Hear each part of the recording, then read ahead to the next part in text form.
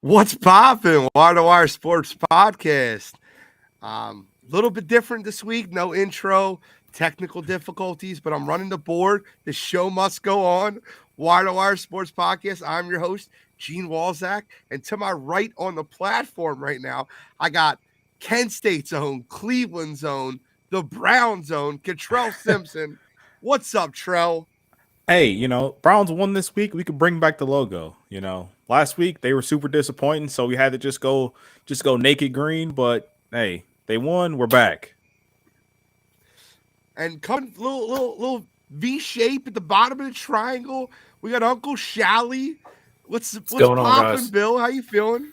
Then Brownie Elf's bad luck, dude. Just be done with them. Hey, we won. Brownie was on the field. I get it. All right, Brownie Elf sucks, but we're not gonna get too far into that. Haters gonna I hate. wanted to use that as my you gotta be kidding me, but we got a lot to get into this show, and I'm looking forward to it. I got some I'm just fired up because the Philadelphia Eagles are undefeated. Penn State is undefeated. My side school, Georgia, is undefeated. I don't know what losing feels like in the football season right now. I just don't know what it feels like. I don't know how I'd react to it. It's getting closer and closer to him just saying his school's Georgia. You heard that, Cottrell. Now it's just his side school. That's because Penn State's still undefeated. Exactly. As soon as Penn State loses, it's gonna be like, "Go Georgia, go Bulldogs." That's what we're gonna have. The Bulldogs, let's ride. It's my side John. I hear but you.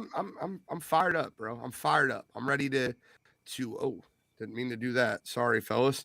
All right, so get new to this, but we got NCAA. We're gonna recap last week. We're gonna preview this week. We got NFL fired up. Week 4. We're gonna recap last week. Some madness in the NFL as per usual. I want to thank all the new listeners, the new TikTokers. Gained 400 followers in 48 hours. Super excited about that. Thank you guys very much. Let's get rolling. Let's get popping. So first and foremost, NCAA. We're gonna recap last week. Favorite game, Cottrell. What game stood out to you the most? What was the biggest letdown? Just give us your thoughts on a revved up week 4. Favorite game, of course. I was at the night game with Ohio State and Wisconsin. Nice little blowout. Smith and Jigba didn't play, but it was great to see those guys under the lights. But outside of that, the one that I loved from last week was one of the games that I picked. I loved seeing Washington be all over. Well, not necessarily all over, but Washington take care of business. The other thing that I was kind of surprised about. I'm not going to say biggest letdown because these tests are going to happen throughout the season. I was surprised that Michigan didn't blow out Maryland. I thought it seemed like they had it clicking on all cylinders so far to start the season. And this isn't even taking a shot at them just because, I know once you get into conference play, things get a little bit tougher. And that was so far, to date, that was their toughest game so far. But I was expecting Michigan to roll a little bit more than they did in that one. I never thought they were truly on upset alert. Blake Corum's been playing out of his mind these first few weeks of college football, but I was surprised Michigan didn't roll in that one. I think that's interesting that you bring that up. I think it's a shot. I think it's intentional. I promise it's a shot. Not. Bill, I think he's taking shots already. I promise. Sorry, he didn't watch that game. Your thoughts? No, I mean Michigan played fine. The one glaring weakness in the game is what everybody that's a fan of that team knew it was going to be is how they're going to replace Ajabo and Aiden. And Maryland has a very good offensive line, and they struggle to pressure Maryland with any kind of pass rush all day. In regards to blowing them out, they were up 14 with a minute to go. I don't want to say it was a garbage time touchdown, but they were in prevent. They had people off the field. And JJ missed 3 or 4 wide open touchdown passes that if he doesn't overthrow them, they're all touchdowns and they're up by 30. So I'm not really that concerned about it. Cottrell was too busy to watch the game. He was in that shithole of a stadium they call the Horseshoe. So I'm sure he wasn't really watching it. but it's all right. They played early on, you know. Ohio State had the night game. I had the luxury of watching games up until 4:00. So nothing matters till the 26th in November. So all three of us picked Ohio State to roll over Wisconsin. So all three of us picked that. All three of us knew what that was going to be. Very, very interesting. I told you Vanderbilt is literally the doormat to the SEC. Bama beat them by 52. What was it? 52? it was 55 to something bad. Yeah. 55 to 3? Yeah. Something like that. It's a joke. I was 3-1. Well, I don't know. You can be 9-1. I don't know what the super dog points are, but 2-1 on my regular picks, and I gained 9 more points from the super dog. You know, it's really interesting. I didn't see an update this week. I was wondering where that was. it'll get done. I had a rough week, and there's no updates. a rough week. I got a short week of work, and I'm busy. I don't have off on Wednesdays, so it'll get done. It got done every week. He was undefeated. I have a short week. I have a half day tomorrow. I'm off Friday for my boy's wedding, so I have a lot of shit to get done. You're more than welcome to do it. Because you were off all day today. Bro, we do 99% over here. Yeah, just do your 1%. Cottrell, we only do 0.5%, bro. Only half. But Bill, favorite game this week? Game that stood out the most? Biggest letdown? I mean, the biggest letdown's got to be Miami, just getting absolutely boat raced by Middle Tennessee at home, which is really funny considering it came a week after Miami star quarterback Tyler Van Dyke said he doesn't like playing at home. He doesn't like the atmosphere. And you go out and put a stinker up against a mid-major team and get blown off your own field. That was interesting to watch.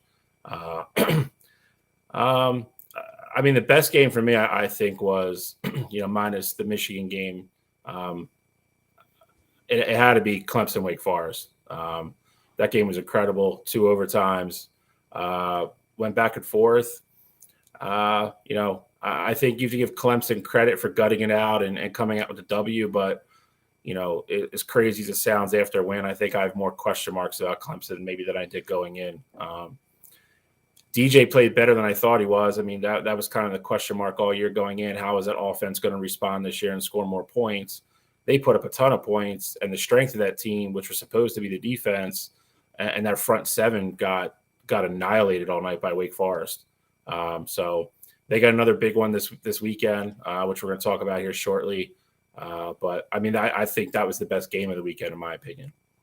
Clemson Wake Forest, 100%.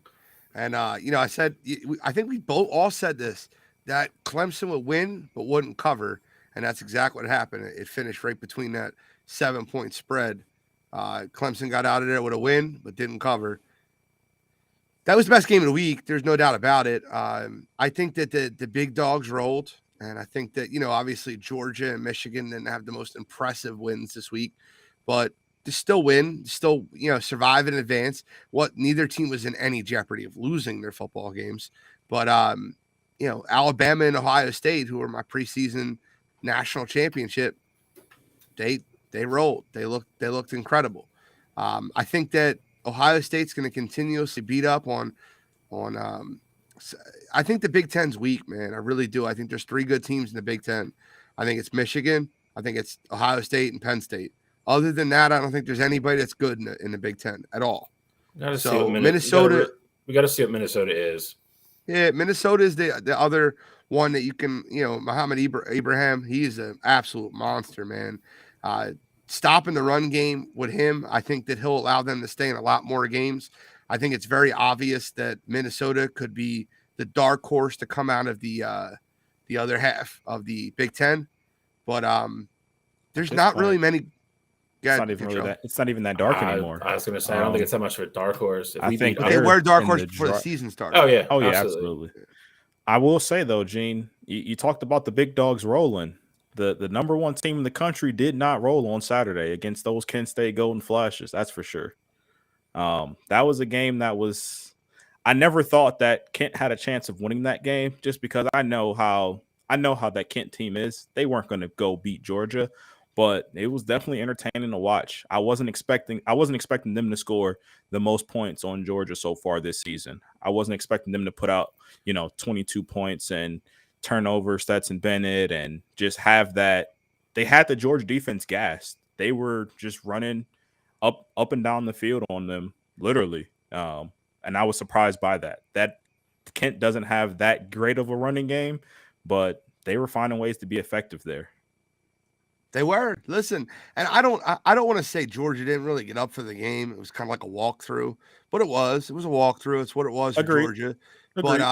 But give Kent State all their roses, man. Kent State's made a lot of money playing some big time schools this year, and good for them. But with that being said, I think there's no doubt there's 3 teams that separate themselves, the best 3 teams in the country, and Michigan would be 4th. It's Georgia, Alabama, and Ohio State. They're the best 3, and then Michigan's 4. And it would be a crime for one of those teams not to make the college football playoff. And I'm almost sure that one of them won't, if not 2 of them won't, because the way things are set up. But there's no doubt about it. The best 4 teams in the country are those 4. That's true. But right now, I mean, there's so many undefeated teams still left on the board. OK State's still undefeated, and I don't expect them to run the table in the Big 12, but that's a possibility. Clemson and NC State, both of them are so far undefeated. I know they play each other, but one of them are going to leave this week undefeated. And if they run the rest of the table, that's, something you got to keep in mind. The good part of it is you're starting to get into, for lack of a better term, you're starting to get into eliminator games now. Cottrell just mentioned, 2 of them. Whoever loses NC State, Clemson this week, I don't want to say their season's over, but it's kind of over. If Clemson would win, NC State would need them to lose twice, and NC State to run the board to get back into it. It's if we're gonna go on the assumption that we go chalk all the way through, you would have those 3 teams, and then there's going to be that's where it's going to get interesting. Who is going to be the best 1-loss team in the country? If you get a Big 12 or a Pac-12, champion with 1 loss, they're probably going to get in. I just don't know if you're going to have that. USC obviously has a good shot. Washington's looking way better than everybody thought they were going to be. Utah's sitting there with 1 loss, and USC has to go there. The Big 12 is going to be a mess. We joke about it all the time, but it's the truth. Oklahoma State goes to Baylor this week. Oklahoma got upset last week, and they go right back out. I think they're in TCU, not the easiest game in the world. Texas already has 2 losses. The Big 12 is a disaster already. So it's going to be – I will say this, the playoff rankings, once they start in a couple weeks, I think there's going to be probably dramatic changes every week until we get towards the end of the season. So let's get into this week then. Let's get into the games this week. We can start with a few different ones. I say we start out west and run our way east. Washington, UCLA. Washington at UCLA. I'm picking this game. This is one of my picks this week, so I'll keep it brief. I think this would be a very good football game. I'm looking forward to it. But guys, give me your picks on this one. Cottrell, start us off. I'm picking it as well. Oh, really? Wow. We might be on the opposite side. You never know. I feel like you guys probably are, but I think this is going to be a tight game. Washington traveling to UCLA. Obviously, they're both West Coast, so it's not too far. But I do think Chip Kelly has got those guys ready to go, and I think this is going to be a tight game. Ultimately, though, I got to go with the quarterback that I trust more, and that's Michael Penix Jr. UCLA, they have a great running attack with Zach Charbonnet from the Michigan transfer, and he's been special all season. He's a big part of why they're 4-0 already.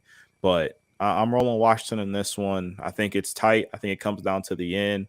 I go 31-30 on a walk-off field goal. Okay. Bill, you want to give any thoughts on it, or do you want to talk about more during your pick 'em? I'll give you a couple of things. I agree. I think it's a close game. I think one thing to look at, I think Washington's played a dramatically harder schedule so far. They're going to go on the road. UCLA had like 30,000 people show up for the last game.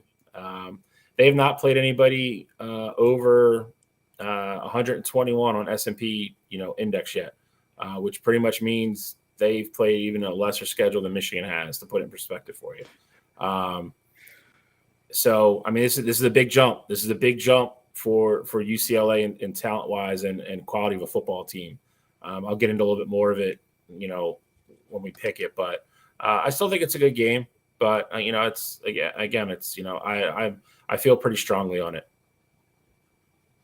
Well, I feel pretty strongly on it also. I picked it also. So I guess we'll move on and we'll kind of get into it a little bit more when we pick the game. But next game on the docket, just keep it simple. Let's go with Kentucky Ole Miss. Kentucky Ole Miss is, this game really wrapped. All right. So, like, I'll tell you right now, remember I gave you a trap game last week with Kansas City, Indianapolis, and the NFL? This to me is a trap game in college football. I looked at the spread and I was baffled. Kentucky's a better football team. They're the way better football team. And they're 7-point dogs at Ole Miss. I think that's nuts. I don't know how to pick this. If I told you I think Kentucky wins, it would be going against my gambling instincts. I think the spread tells you Ole Miss is going to win and cover. You could look at where the money's at. You could look at physically with my eyes, I think Kentucky's the better football team. But as far as what I know, as far as spreads and things of that nature, I got to trust my gut. I'll go Ole Miss by more than 7. I'm picking this one too. So, oh boy. I mean, I'll go here then. Gene, I'm with you. I'm going with the quarterback that I trust more, and right now that's Jackson Dart. You talk about Will Levis, and I know he's getting a lot of national attention. And once the Wildcats start winning, it's really interesting how people hop aboard that bandwagon. A few years back when they had Benny Snell and they started off the season like 6-0, and it was like, oh, Benny Snell for Heisman, and can the Wildcats be true contenders? I said it a couple weeks ago when Kentucky was going up against Florida. I don't think this Kentucky team is legit. And granted, beat Florida, that's a good win. I think it also helped that Florida was turning the ball over a ton in that game. And I don't think that's going to be the case here. Jackson Dart, I think he'll take care of the ball. And I think the Rebels, they get the win over Kentucky. I think Will Levis has looked great. I think he looked really good versus Florida. You could trust Jackson Dart more than you trust Will Levis, but I just don't understand that spread. Like the spread just looks so funky to me, so weird. And where the money's pouring in on Kentucky +7, it just still seems to be creeping up. I just can't stand this. Like I don't know. I don't understand why. I guess they know better than I do. And this is one of those ones where my heart tells me and my eyes tell me that Kentucky should win the football game, that they should be favored. But Vegas is telling me Ole Miss is going to cover. So that's kind of where I'm at. With that said, where are you going? I told you I'm gonna pick Ole Miss by over 7 points, just because that's like I trust Vegas more than I trust my own eyes sometimes. Just giving my 2 Fair cents. enough. And Bill's picking it, so hopefully he's not picking Bama and Arkansas, so we can get a little bit of a breakdown. I almost picked this game because I really think that Arkansas is going to keep this game close. I do. I believe it. 17.5 is too much. I watched Arkansas last week, and for the first quarter versus Texas A&M, they looked like world beaters. And I don't know what happened. I don't know what happened to Texas A&M, but it was like a really bad turnover by KJ Jefferson. KJ Jefferson? I said it right. Yes. And really bad turnover, like diving over the pile at the 2.5-yard line, which made no friggin' sense. A fumble return for a touchdown just altered the course of that game. A&M to me, I picked A&M last week, right? I didn't come out of that game thinking A&M was the better team than Arkansas. I just didn't. What are your thoughts? No, I mean, I don't disagree with anything you said. And the other thing is, I mean, at the end of the game, they still had a shot to win it. The kid missed the chip shot off the very top of the upright. And if he makes that, I mean, they're still winning the game. I think they outplayed A&M for most of the game, to be quite honest with you. And again, I think Texas A&M is on the short list for being, one of the biggest disappointments this year. They've already lost. They lost to, a small Appalachian State school, and they haven't looked good. You can't watch them play and tell me they play any type of football that instills, a huge amount of confidence that they're going to win a bunch of SEC games or hang around the SEC West. I just don't see it. They struggle. They're just way too much struggling to move the ball. Their defense keeps them in games, but they are offensively challenged. And Jimbo is not figured it out yet. He's been there for a couple of years and he can't find a quarterback. So I agree with you, Gina. I think I still came out of that game with more confidence in Arkansas than I did Texas A&M, to be quite honest. Cottrell? I'm kind of on the opposite side of you guys. I do think Arkansas, they did look like a good football team, but I think Alabama has already shown kind of chinks in their armor, and I think Nick Saban is going to have them ready for this game. I know they have to travel to Arkansas, but I think going into it, he's going to find a way to contain KJ Jefferson and make him throw from the pocket, and I think he's capable of doing that. But I also believe that when you make that Arkansas team more one-dimensional, they're going to struggle, and I think Bama's going to get up early. And there's going to be a lot of come from behind ball from that Arkansas team. And I think it gets ugly. I actually think Bama covers that. I believe the spread was at 17.5. I think they covered that. I think they won by 20 plus. I'll go Bama by 10 in this one. I think they win. I don't think they win big. I don't think they have the wide receivers to really just destroy teams like they did in the years past. I just don't. Vanderbilt's awful. Like, just to be clear. But a team like Texas, I don't see the Arkansas being much worse than Texas. I really don't. And I think they keep it close. I think Bama wins, but only wins by 10. But the thing you kind of got to keep in mind with that, though, is that it's a big matchups thing. So Georgia, it's not that Arkansas is better than Texas or, who's better there, but you saw Georgia got up for that Oregon game and they beat the snot out of them. And this Kent game, they won by 17 points. Kent's not a better football team than Oregon. It's just when you go into a game with certain expectations, this is so far the biggest game on Bama's schedule, with it being ranked v ranked, and it's an SEC matchup, and they're going on the road, and we already saw the chinks in their armor. I think all that going into it, I think these kids now know, hey, we're a beatable football team, and if we don't go out with our best foot forward in every game, we're going to lose. So I think that was the perfect wake up call for them. And I think Saban's going to have them ready to go. I get it. I would say on the other flip of the coin, though, I mean, you could say the same thing about Arkansas. I mean, they were a fluky kick away from beating A&M on the road, and they're going to be home. I mean, that place is going to be jumping on Saturday. They're going to be up for that game. They know they can't lose back-to-back SEC games. I think you're going to get your best effort from Arkansas. I really do. Gene kind of made a point with the Texas thing. We're overlooking the fact too. If Quinn doesn't get hurt, Alabama probably doesn't even leave there with a win. They don't have their line hasn't played well, and they don't have, as good as Bryce Young is, they don't have the explosiveness down the field like they've had the last 3 years with just that myriad of wideouts that just keep coming through that school. They're not there yet. They're just not. I mean, could they be there this week? I don't know. I'm sure they're working on it, but they haven't shown that to me yet. So, I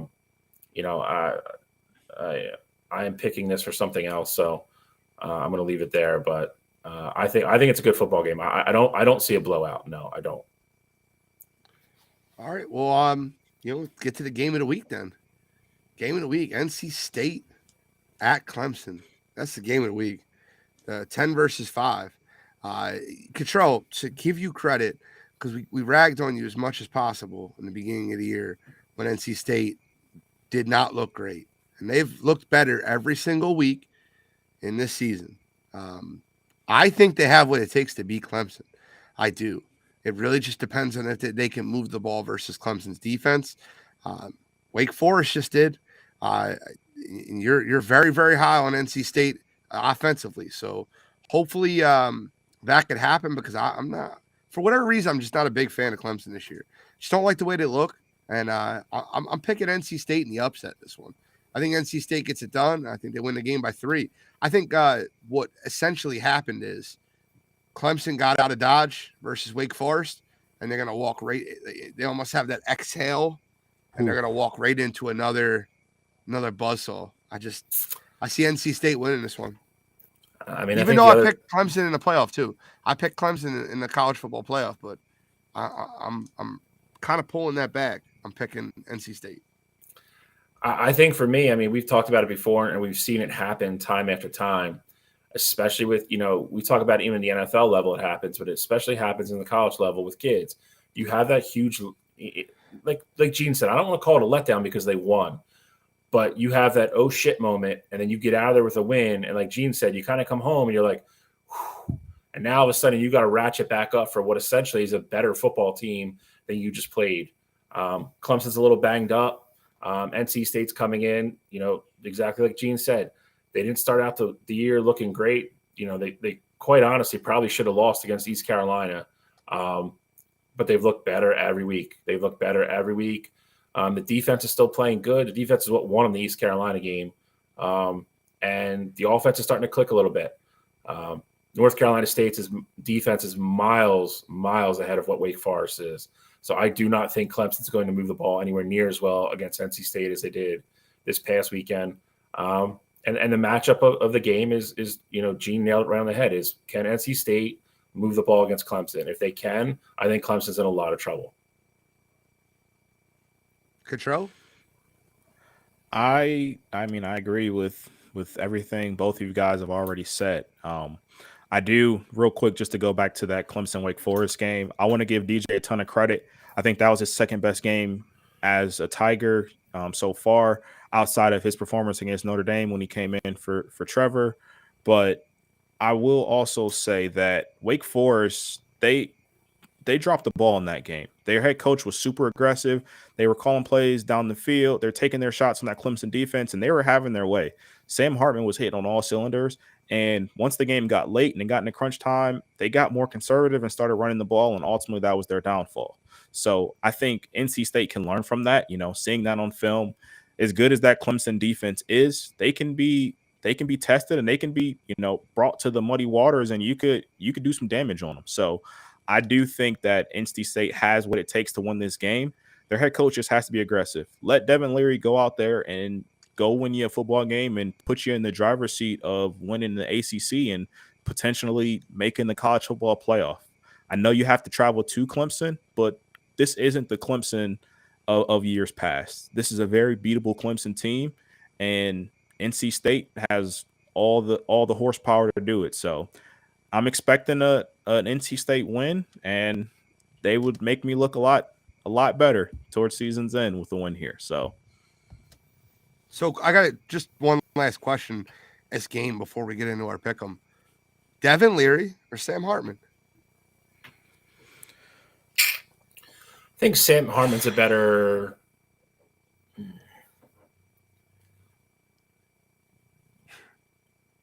Who would you rather have at your quarterback, Devin Leary or Sam Hartman?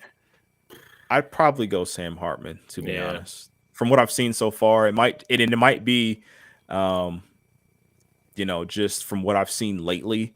But that Clemson game, it really showed me everything I needed to see from Sam. He was game. Like, he wasn't afraid of anybody. He was taking his shots. He didn't care if his kids were going up against 5-star kids on the outside. He was throwing the ball and putting it on the money. Cottrell just said exactly how I was going to describe him. Sam Hartman's a gamer, and I'll go to battle with a gamer any day. I think Devin Leary's problem sometimes almost is he's almost too timid. He's almost too cautious. And Gene, you mentioned that, or I think Cottrell just did. They need to do that. They need to let him loose, and if he makes a mistake, he makes a mistake. But I think his you're not going to beat Clemson's defense playing college. Correct. Not. You got to let it rip. You get one shot at it. You go in there. If you beat him, you beat him. If not, you regroup for next week. But you're not going to go to Clemson and beat them throwing 5-yard outs all game. It's not. You're not going to beat them. The other thing too, Bill, you kind of talked about it when you brought it up. NC State's defense is better than what Wake Forest defense is, and Wake Forest was there on certain like deep shots that DJ took. But I mean, it took DJ's second best game as a Tiger to go to Wake Forest and win. I don't know if you're going to see that out of DJ again. DJ hasn't, in his years of starting quarterback, he hasn't put together those back-to-back games where he looks like the 5-star kid that was brought in. So if you don't get your best shot from DJ and you give everything you got, this is a very winnable game. I agree. All right, so let's get into our pick'em then. I'll pick the order this week. No, Control, you pick the order. Yeah, I'm probably the leader in the clubhouse after those 27 points. My Golden Flashes got me. I think you are. You can pick it. I'll go first. You walked right into pick'em, Kyle. I'll go first. I'll have Gene go second, and Bill, you could end us off here. Just because me not going last proved to be pretty helpful for me last week, so we're not going to jinx that. But I like the dogs this week, man. Michigan State's a 7.5-point dog at Maryland. I get it. Maryland just had a really good game against that Wolverines team. Michigan State hasn't looked impressive. We saw them get, handled by Washington. But listen, I think State is a team that defensively they can handle baby Tua, Talia Tagovailoa in Maryland. And I like State to go to Maryland and get the win. But give me the 7.5, and I'm very happy with it. The other dog I like this week, I know they just came off of a loss to Clemson. Huge game. Wake Forest plus 6.5 going to Florida State. You want to talk about who Florida State has played so far? Be my guest. They're undefeated right now. I'm not taking anything away from them. I think if you look at this game, Wake Forest is just a better football team than what Florida State is, and you see that based on the rankings. So the rankings wouldn't go out and have Wake Forest ahead of Florida State if the coaches and the AP didn't think they were the better football team. But some reason they're still getting the 6.5 points here. So I like Wake Forest to go in and actually win that game as well. But of course, I'll take the 6.5. And then I like the over 39.5 NC State at Clemson. I think if NC State wants to win this game, they got to score points. And obviously, if Clemson wants to stay in the game, they're going to have to score points too. I think this is a game that easily can end up 24-21, something like that. But I think this game has all the makings to go over 39.5. And then my super dog this week, don't love them to win, but I think they absolutely can cover, would be Georgia Tech plus 22.5 at Pitt. I think they're going to be a competitive team I know they just fired their head coach and their AD. Usually when that happens, you get a little bit of a spark in the locker room. Players are playing for each other. And I think they could go to Pitt and cover that 22.5 point spread. But I think Pitt is ultimately going to be too much, and Pitt's still going to get the win. Didn't work for Nebraska. Tell you the other one. I agree with Gene. I'll let Gene take it because he said it first. The second one, I was thinking about picking, and the more I dove into it, didn't like it at all. It's a trap. And the first game, I'm telling you, Maryland's going to win that game by double digits. Maryland is a better football team than people think, and Michigan State has done nothing but disappointing this year. Mel Tucker is that spread tells me everything I need to know. They tried to get you on the hook. I think State goes to Maryland, and I think Maryland gave everything they had last week. And I know they'll be game for the Michigan State game this week, but Mel will have them ready. Maryland does things well that helps you win football games. I don't think Michigan State's going to be able to get any pressure on baby Tua. I'll tell you right now, that Florida State game is a trap, man. Florida State's covering that 7. It's 7 now. And more money's on Wake Forest, and it's moving towards Florida State. When you see this reverse line movement, my eyes get big. And it happens less in college than in pro football because there's so many games to bet on and so much less money. And I understand that. But, when you have ranked versus ranked teams and you see that stuff, look, I got a few for you this week. I've done a lot of research, man. I'm getting real into this pick'em season. I've been on fire. I've been on fire college football. I've been on fire pro. 3-0 last week. I won't take credit for my Indianapolis Colts covering. That doesn't count. 3-0 NFL, 3-1 NCAA. Here we go. I got Mississippi State minus 3.5 over at A&M. A&M gets that escape victory. Got to go on the road. Got to go play at Mississippi State. Mississippi State's got a good defense too, and A&M's offense is not good. I'll take Mississippi State minus 3.5. I don't care about the hook. Laid at 3.5. They win the game by 10. UCLA plus 2.5. Cottrell, I told you about this before. The 2.5 and 3.5. When it's 2.5, take the 2.5. When it's 3.5, lay the 3.5. I got UCLA in this one, man. Washington's looked really good, but they got to go on the road. They got to go play at a 35,000 arena, play against UCLA at UCLA, and they're going to lose. They're going to lose. UCLA is going to win the game. Chip belly, whatever you want to do. The run game, they're going to win the football game. I got UCLA. My best pick. This is a complete analytics system-driven pick. I've done a ton of research on this. I love this as like a 5-star play. Florida Atlantic -3.5 over the Mean Green of North Texas. Florida Atlantic traveling to North Texas, they are a way better football program. Florida Atlantic by 1 billion. Kidding. And for my super dog this week, I got Boston College +15.5 at home versus Louisville. I think I might pick up 22 points on this one. I think Boston College wins the game outright, let alone just covering the 15.5. But I'll take the 15.5 for the super dog special. Boston College. Shall we? All right. So the first one I'm gonna go with, we talked about most of these already. I'm picking pretty much all the games we highlighted this week, which is crazy. I'm taking Kentucky +6.5 at Ole Miss. Ole Miss, again, with Dart, offense is looking great. They have the same issue they have last year. They can't stop anybody.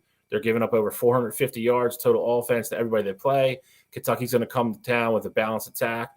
Here's the key for me. Kentucky is most likely getting their star running back, Chris Rodriguez, back. He looks like he's healthy. He looks like he's going to suit up and play. If he's on the field, he's a difference maker. I think they're going to be able to control the clock. I don't think Ole Miss is going to get the ball enough to really pull away. If this was a bigger spread, I wish it was. I'd pick it for the super dog because I think Kentucky wins the game outright, but I'll take the 6.5 on the road. The second game, I'm going against Gene. I think Washington goes into UCLA. The part that you neglected to mention there, Gene, is the 30,000 fans is only because they can't fill the Rose Bowl halfway. That's where UCLA plays their home games. They can't get anybody to show up. Somebody believes in the team yet. So I'm going to take Washington. I mentioned it a little bit in the preview. They haven't played anybody in the top 120 yet in the country. Washington is sitting inside the top 24 right now by S&P. Huge jump in competition for them. They've struggled to put lesser teams away. I think they hang in the game. Zach Charbonnet, again, big fan of him. Loved him when Michigan got him. He is very good. They've struggled to throw the ball with any kind of consistency this year. Michael Penix looks like the Michael Penix that almost beat Ohio State 2 years ago. He's healthy again. He's back. Washington's on a roll right now. That is a team playing confidence. They have a little bit of a chip on their shoulder because nobody talked about them in the preseason. Nobody picked them to win anything. Nobody picked them to go to a big bowl game. Nothing. Playing with confidence. Washington goes in the Rose Bowl, gets a big win over fraud Chip Kelly. The last game I'm going to pick is – what is my last pick? I'm taking NC State at Clemson. I'm taking the 6.5 gladly. We kind of, we all agreed on it. I think Clemson's going to struggle. I think the turnaround after a huge game like that, they're a little bit banged up. NC State's going to come in kind of licking their chops, knowing they have an opportunity after watching what Wake Forest did to them. And I think the ball's going to be in Devin Leary's hands. I truly believe that. I think Cottrell made a great point with DJ's consistency. He came onto the scene, 2 years ago with that game in Notre Dame, went to Notre Dame and won. And then he didn't play a good game for about a year and a half. And now he played his heart out last week. If I had to bet, I bet he doesn't turn around and have another performance like that against the way better defense. I love that point that Cottrell made. I haven't seen it, and I haven't seen enough to believe that he's capable of doing it back-to-back weeks yet because he simply has it. So I will take NC State and that defense to go in Clemson and keep that game close. My super dog, talked about this game too. I'm taking Arkansas at home. I think they keep the game close.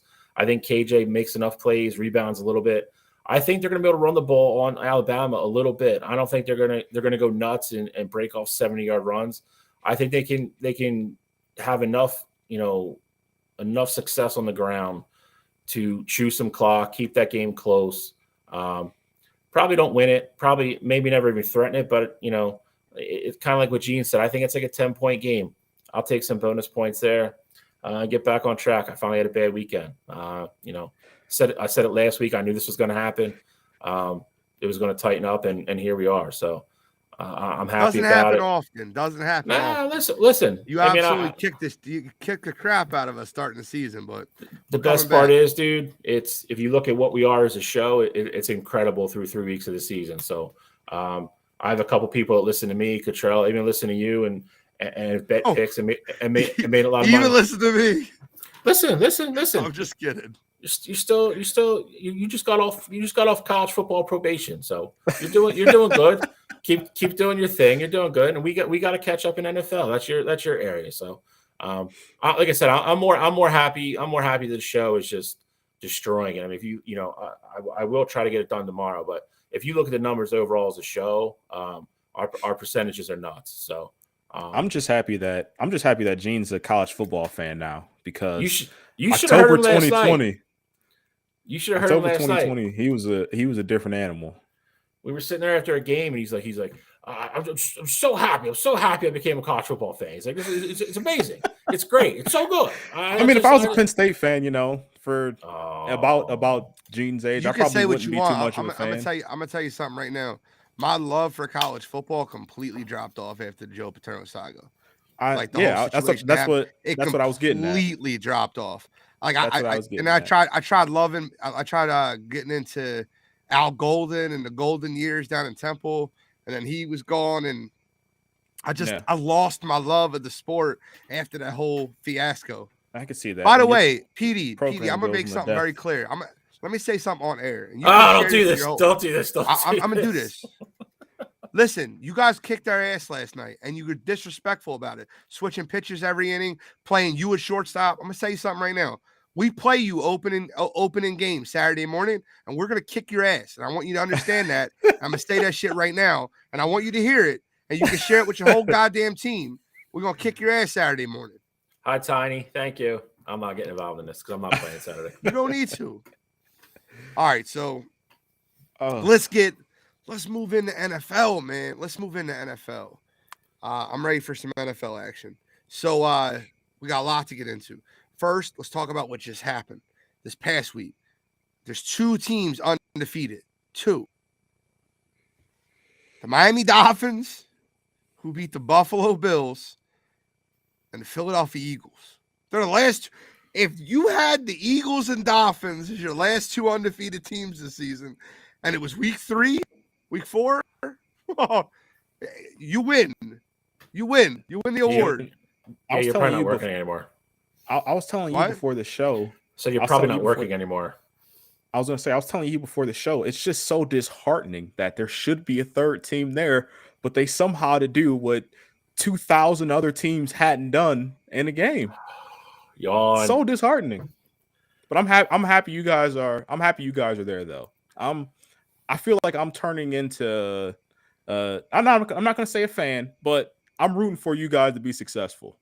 I'll say that. We root. Why would you not be a fan? We root for you to be successful. When this show is good, if the Eagles and Browns are both successful, that makes the show a lot better. If our teams are doing better, you guys aren't Browns fans. Like, of course you're gonna root for them because I'm a fan of them. But I'll tell you right now, I lost a lot of Browns fandom. I was rooting for the Browns until the whole thing with Deshaun Watson and everything.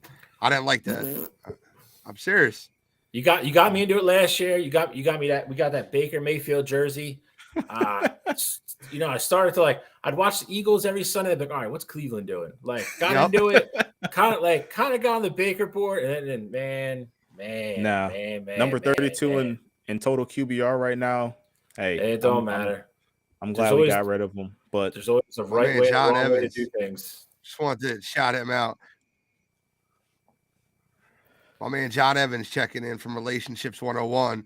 They're coming back October 25th. You might see a guest appearance from Gene Walzak on the couch in Relationships 101. Just shouting my man out. Love me some John Evans. What's up, Key? And Petey, you're a Gold Glove shortstop. Great double play. We'll see. Play shortstop Sunday. Play shortstop Saturday morning. I dare you to. All right. So let's move. I'm impressed with what Miami did winning that game versus Buffalo. You know what I found out recently? This is a crazy stat. I mean, I knew they weren't great when the game was close. Do you know Buffalo hasn't won a close game in 2 years? Yep. That's wild to me. They're very good at blowing teams out, but every time they're in a close game down the stretch, Josh Allen kind of chokes. That throw he made on 4th down, the double clutch, throw it in the dirt, was awful. And then Yeah, I mean, he still had a shot at the end after the butt punt, and then he pulled a freaking Dak and ran out of time. I mean, and I'm sure everybody that's watching saw what's his face freak out in the booth. That was fantastic. I wanted Buffalo to win the game. I love Josh Allen, but that was all. It was all entertaining. It was great, but I saw the same stat you did, Gene. They're like, they're 0 last 9 in like one possession games with only 2 minutes to go. Like crazy stats for somebody. You would think Josh Allen would have one, game-winning drive somewhere, and he doesn't. That's just wild to me. I think we ignore it because we've seen how good he was at the end of the Kansas City game, and we're just like, that was unbelievably clutch, but they lost that game.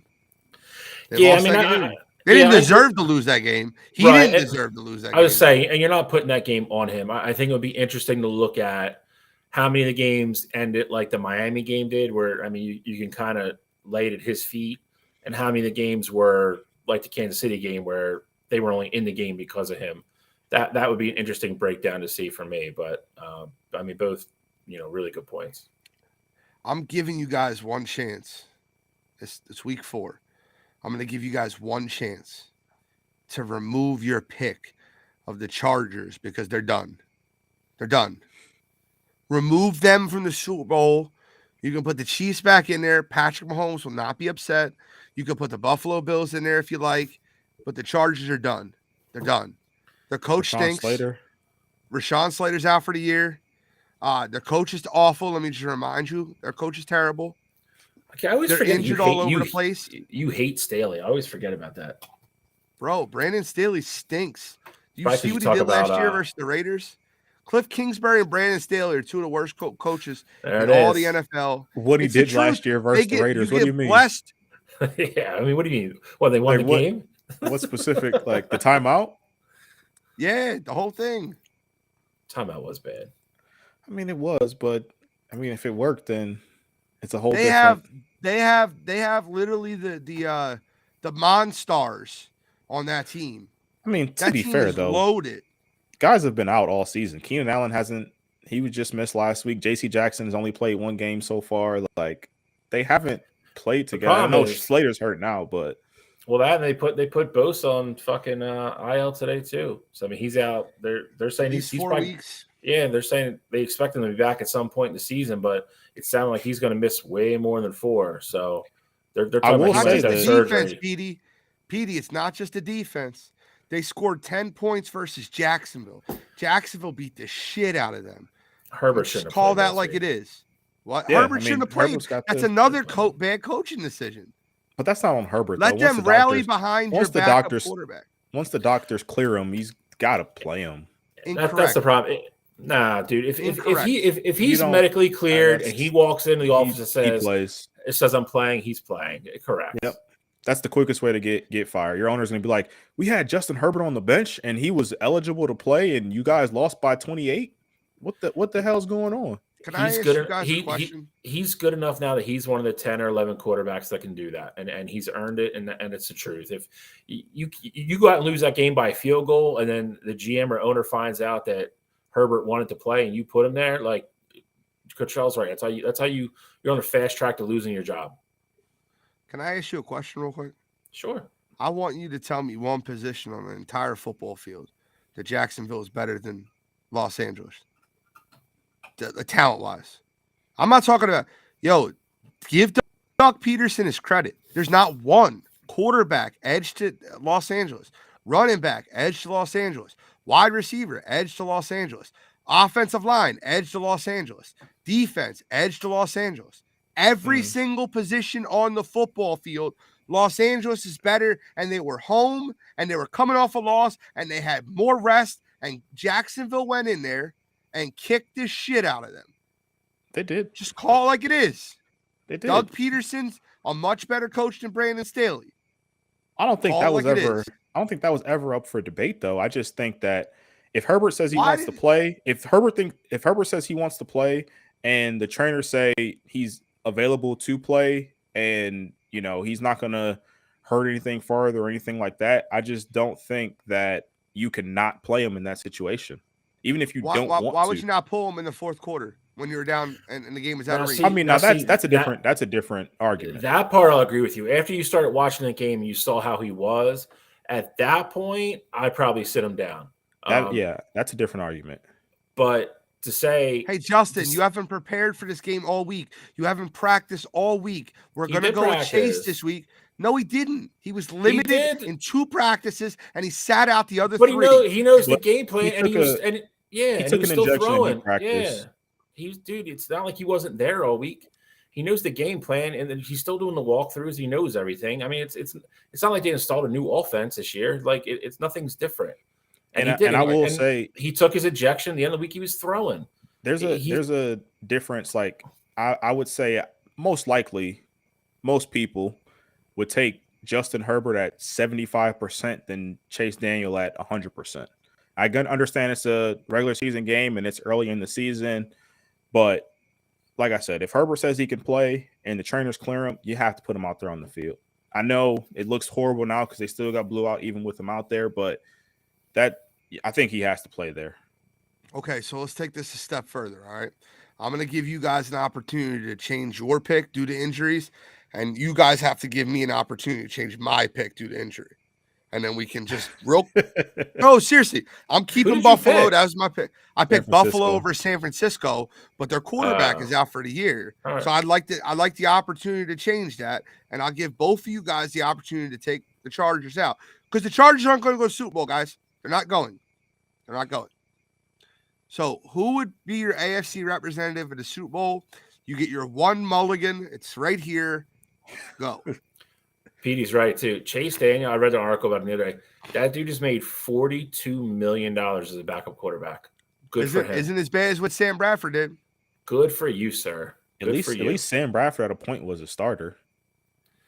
Sam Bradford was number one overall. I get it, but he was the number 1 pick, so you knew he was getting that huge first contract, which is an enormous part of what he made. To be a backup, Chase Daniel is a very good guy in the quarterback room. He's like a glue guy, bro. I'm not trashing him. I'm not trashing him by any means. I'm literally saying congratulations to make $42 million and have 3 starts and a 9-year career and make that much money. Good for you, sir. Good for you.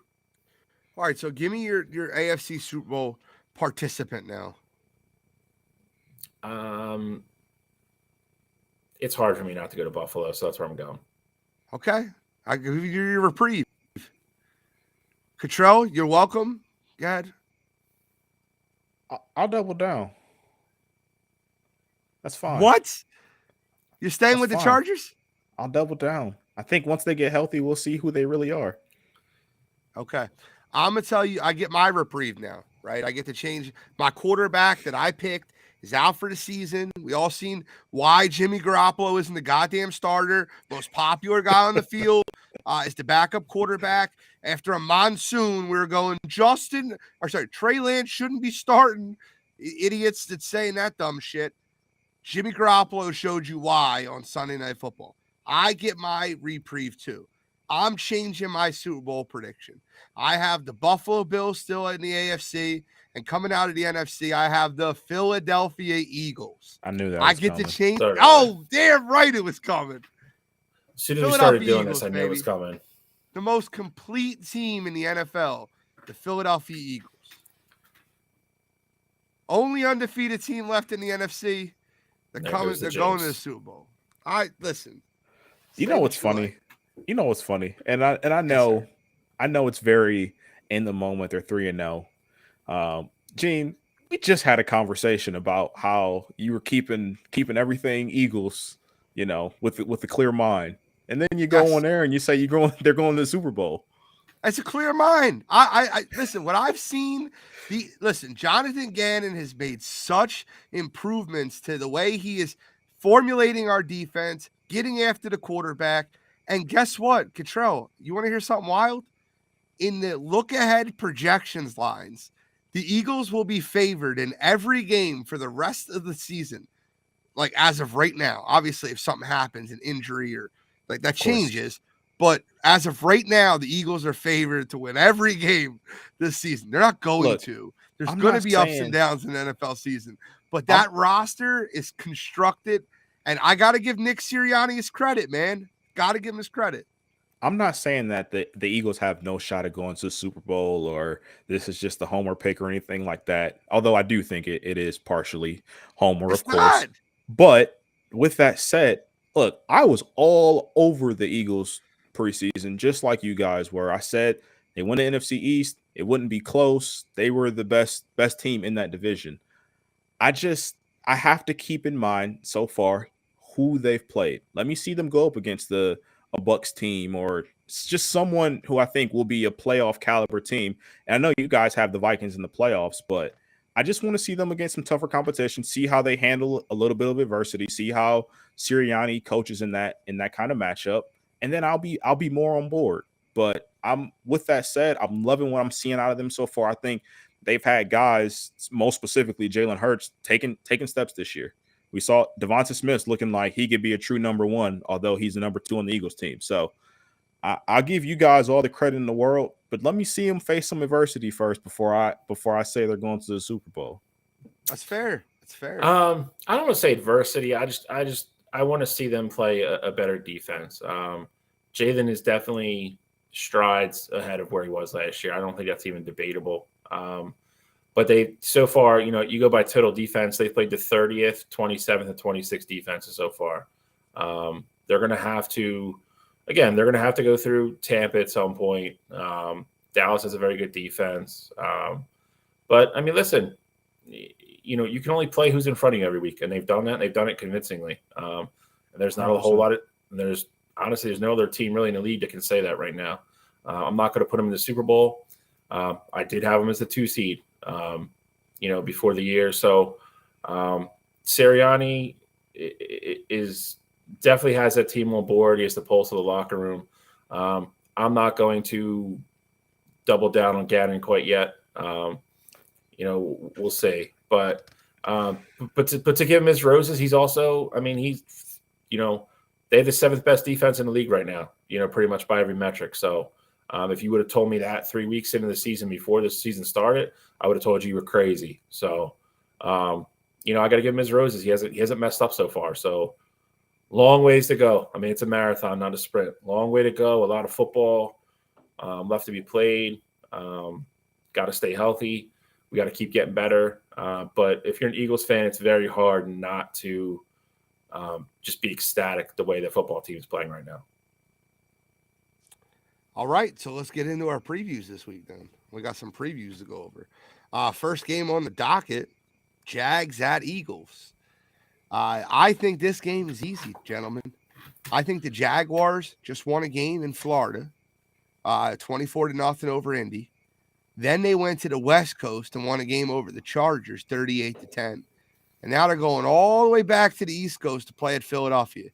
Dougie P's return, I got to give him all the credit in the world. And listen, if you're an Eagles fan and you don't give him a standing ovation, you're not an Eagles fan. Eagles win this game, though. It's not a good place for Jacksonville to come right now. Philadelphia is at home. They're staying home. They didn't travel far from Washington, right back to Philadelphia. Good week of practice. Everyone healthy on the injury report. I like the Eagles in this one. I think the Eagles win this one 27-17. I like the Eagles as well. Highlighted a couple things we just talked about them. To double down on Gene's point, if I was at the game and I heard anyone around me even do anything remotely but yell and cheer for Doug Peterson, I would throw a beer at them. Mainly because I don't drink beer, so I wouldn't give a shit. But he's the best coach in the history of the team. I don't care how you slice it. I don't care about the old homers. I'm going to throw me Dick Vermeil. I don't care. It's Doug Peterson. It's not close. That man deserves a standing ovation. He didn't really want to leave here, so don't forget that. That being said, we said it when they signed him. It was a great hire for Jacksonville. He's a great players coach. We saw firsthand how he galvanized that locker room and turned people around. We saw how he is with good young quarterbacks. We saw what he did with Carson his first couple of years. There's no doubt in my mind Trevor Lawrence wasn't going to be better this year, and you're already seeing it. He's looked great. He's looked like everything we thought he was going to be, and he's still improving. So, it's going to be a little bit of test. It's going to be a little bit of, Jacksonville almost kind of, mirrors the way we play offense. They're going to try to run the ball. And that's been one of the biggest differences this year. Nick Sirianni is finally committed to running the ball, and it's made everybody's life easier, especially Jalen Hurts. Miles Sanders is averaging 16 carries a game, which I've only been yelling for the last 24 months. And it's freeing up Devontae Smith and A.J. Brown. Play action plus the threat of Jalen Hurts running. You can't stop all four. You got to pick your poison, and you got to sell out to do one of them. And you're playing behind one of the best offensive lines in the game. So that offense is humming. They're at home. I don't think there's any way those guys go out and let them, as much as they all love Doug Peterson, when that whistle blows, it's going to be nothing but business. There's no way they lose that game to him. None. I'm going to take it a step further.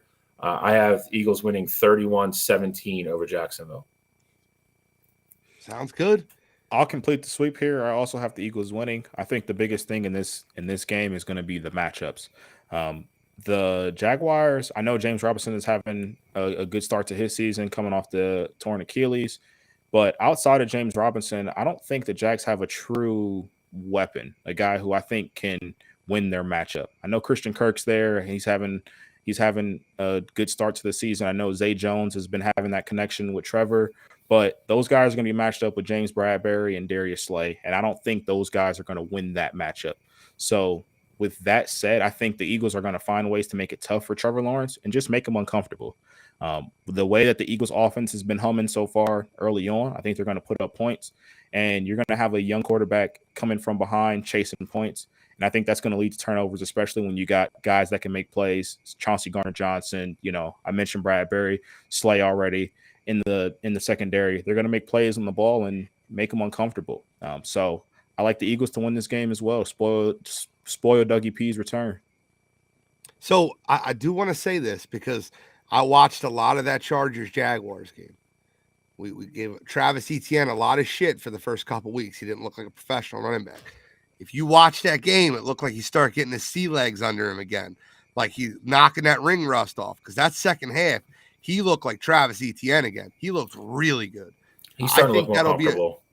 Way more comfortable. He was spitting off tackles. He looked strong. He ran over somebody in the secondary. I thought that was incredible. I think that the Jags have a couple more weapons than people give them credit for. I know Christian Kirk doesn't scare that many people. I know Zay Jones isn't that big of a threat. He's not Justin Jefferson. But don't sleep on them. And the one thing I will give the Jaguars a lot of credit for is they built that defensive line up. That makes that defense a lot better when you have Josh Allen and Trevon Walker's had a great first 3 games. Give him all the credit in the world because that front four is making the job of the back 7 a lot easier in coverage by getting pressure and stopping the run without having to blitz. I think they're number 1 against the run right now. I'll kind of add on to that. I'm not saying that Christian Kirk and Zay Jones are just scrubs or anything like that.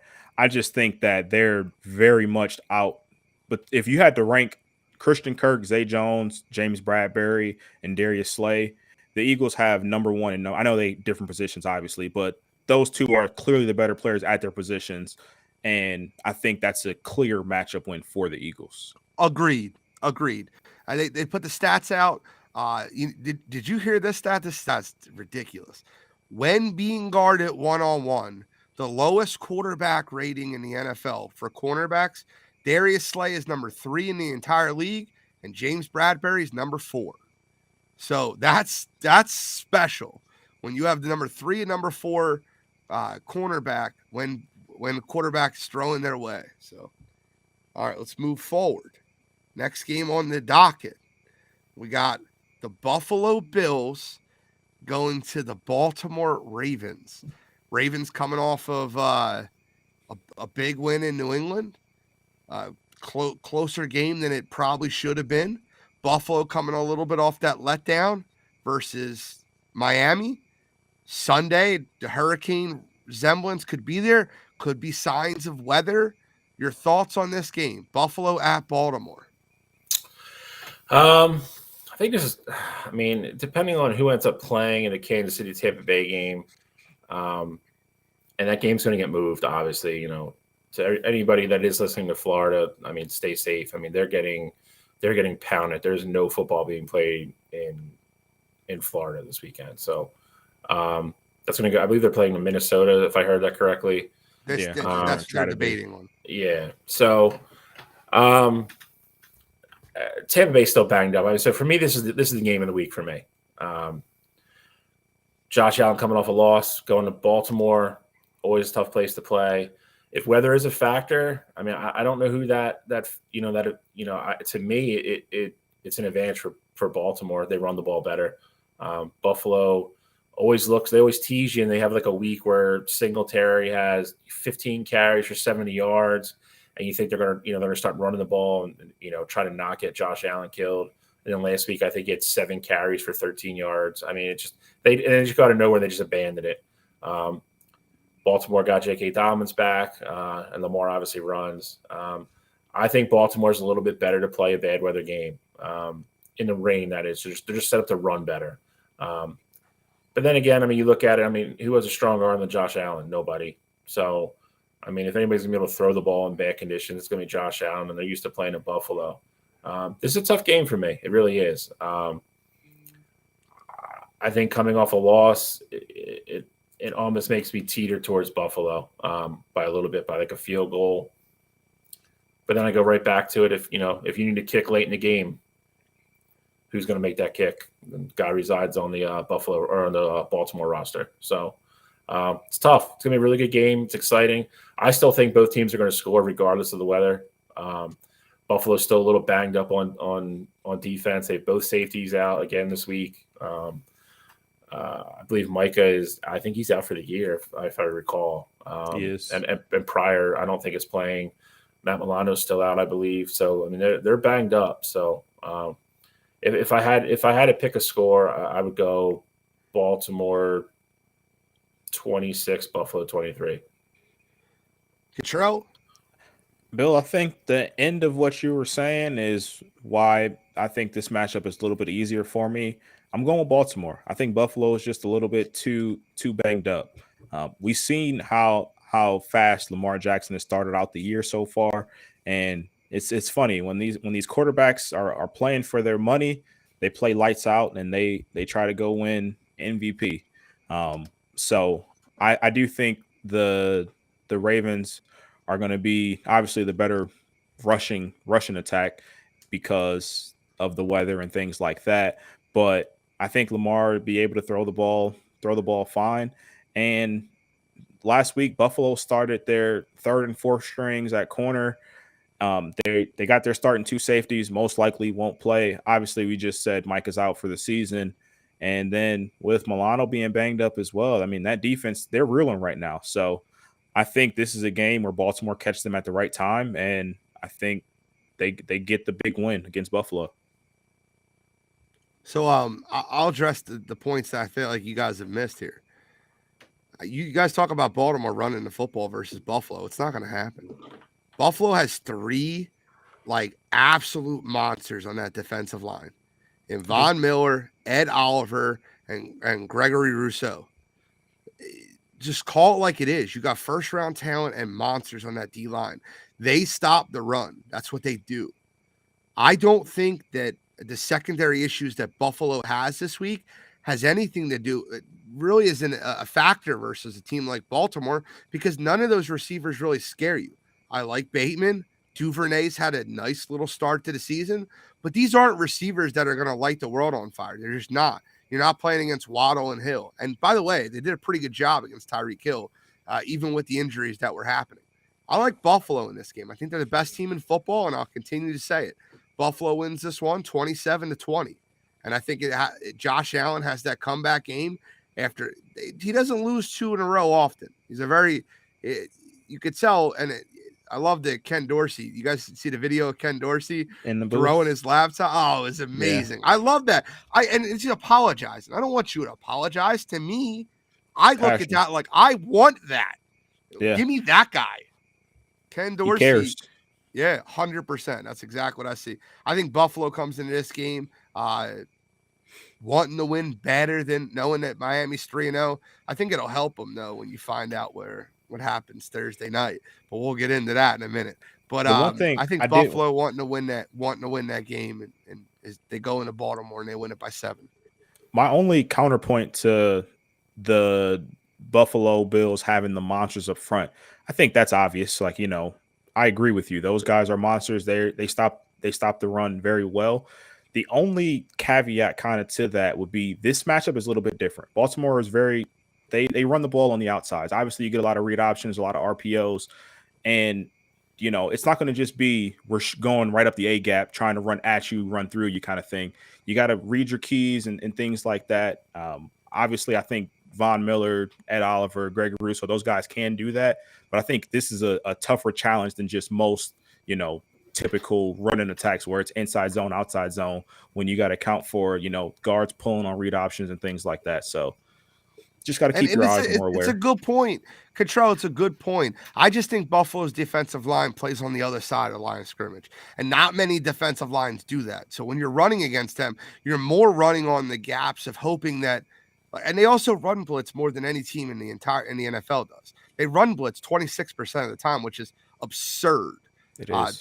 They have trust in their defense, and if the Ravens win this football game, I don't think it'll be on the ground. And by the way, the MVP of the league right now is Lamar Jackson. Yep. Listen, the MVP of the league right now is Lamar Jackson. So I don't think that I wouldn't find it crazy if the MVP of the league right now goes nuts in the air and throws the ball and hits Rashad Bateman and Devin Duvernay and Mark Andrews this game, and they win the game through the air. I just don't think they're going to win the game on the ground. And I think Josh Allen can throw in any weather. He throws in snow. He threw in that blizzard when they played against the Patriots that one game. He could throw in anything. So I'm not worried about that. I think that they're well equipped to play in any amount of weather. So I'll take the Buffalo Bills. I love that expression. Rich people throw laptops. Poor people throw socks. Tiny Williams. All right, last game is apparently the game of the week, but not to you guys. But it's the game of the week to Tampa Bay Buccaneers. They might not even have home field advantage for this one, playing against the Kansas City Chiefs. Chiefs coming off that loss at Indianapolis. The spread looked funky. I seen it coming. I appreciate you guys following on TikTok. I see a couple of you guys in the comments already. I appreciate that. But listen, Kansas City coming off a loss with their ability to put their foot on the throat of the AFC West, which is the most dangerous division in football, coming off that loss, playing against Tampa Bay, who is really banged up. And, after losing that game, they'll get Mike Evans back. They might get Chris Godwin back. They might get Julio Jones back. It looks like they'll be a little healthier coming back in the game. Then they're going to lose their home field advantage. They've been traveling all week. Tom Brady said it's no excuse. There's no excuses. I still don't think it matters. I think the Kansas City Chiefs win this one. I think they win it pretty handily. I got Chiefs 31, Buccaneers 20. I'm not going to disagree because I think losing home field advantage is a big deal. Those guys also all live in Tampa Bay, which pretty much, for lack of a better term, took a direct hit today with the hurricane. Those guys probably all have houses and families and everything else that are, either destroyed or severely underwater right now. You could try to keep your head in football as much as you want. And Tom Brady, we've seen over the course of, his career, is probably better at that than maybe anybody ever. Doesn't mean the rest of the team is. The rest of the team doesn't have, $500 million in the bank, and they have different problems that Tom Brady does. Mike Evans will play, obviously, like you said. Godwin's still up in the air. Julio's still up in the air. I just think there's a lot of distractions for them. I think this week was a lot easier for Kansas City just to practice, and they're going to fly to Minneapolis now instead of Tampa Bay. Tampa Bay's got a million other things going on. I agree that Tom fully believes in his heart that it's not an excuse, but I think at some point, being a human being and going through something like that it's just different than, it's a different week preparing for a game than it normally is. Neutral field. I will take Kansas City 34, Tampa Bay 23. Cottrell, tell us something different. I'm going to tell you something different because I'm on the other side here. I think I understand busy week, a lot of things going on. You could talk about the distractions, all that. I think when those things like that happen, you get a more motivated team. It's a let's go win this for the city, that kind of thing. You saw it with the Saints when Katrina happened. Obviously, Ian, hopefully, fingers crossed, prayers up that it's not as big as what Katrina was, but I think this Bucks team will be up for the challenge. You talked about them getting Mike Evans back. That's going to be a huge, huge get for them. You talked about Patrick Mahomes not losing 2 games in a row. Tom Brady just is coming off of a loss as well to the Packers team. So I think that Buccaneers defense, they're equipped to slow down what the Chiefs offense can do. And, I've seen this, obviously it's not matchup wise the exact same, but I've seen this Bucks team slow down a Chiefs team with more weapons in the past. Talk about their offensive line, things like that. But I've seen the Bucks come up to play against the Kansas City Chiefs on a neutral. It was in Tampa, but I've seen them come up to play, and I think that the Bucks will be ready. Leonard Fournette will be ready, and I think the Bucks escape with a win that they absolutely shouldn't have. All right, so I do want to give you one point here. And I want to say it now, and I might come off like an asshole. I might come off wrong. Tom Brady hasn't looked good one game this season. Now, I think he'll eventually get it together late October, early November. But he didn't look good versus Dallas. They kicked a lot of field goals. Was that 19-3? He didn't look good versus New Orleans. They pulled away late after Mike Evans to fight. It was like 20-10. He didn't look good versus Green Bay. Tom Brady has not looked good this season. I think eventually they'll get it rolling. I don't think this is the week to do it. I think the Kansas City Chiefs still have that in there, that Super Bowl reminiscence in their head.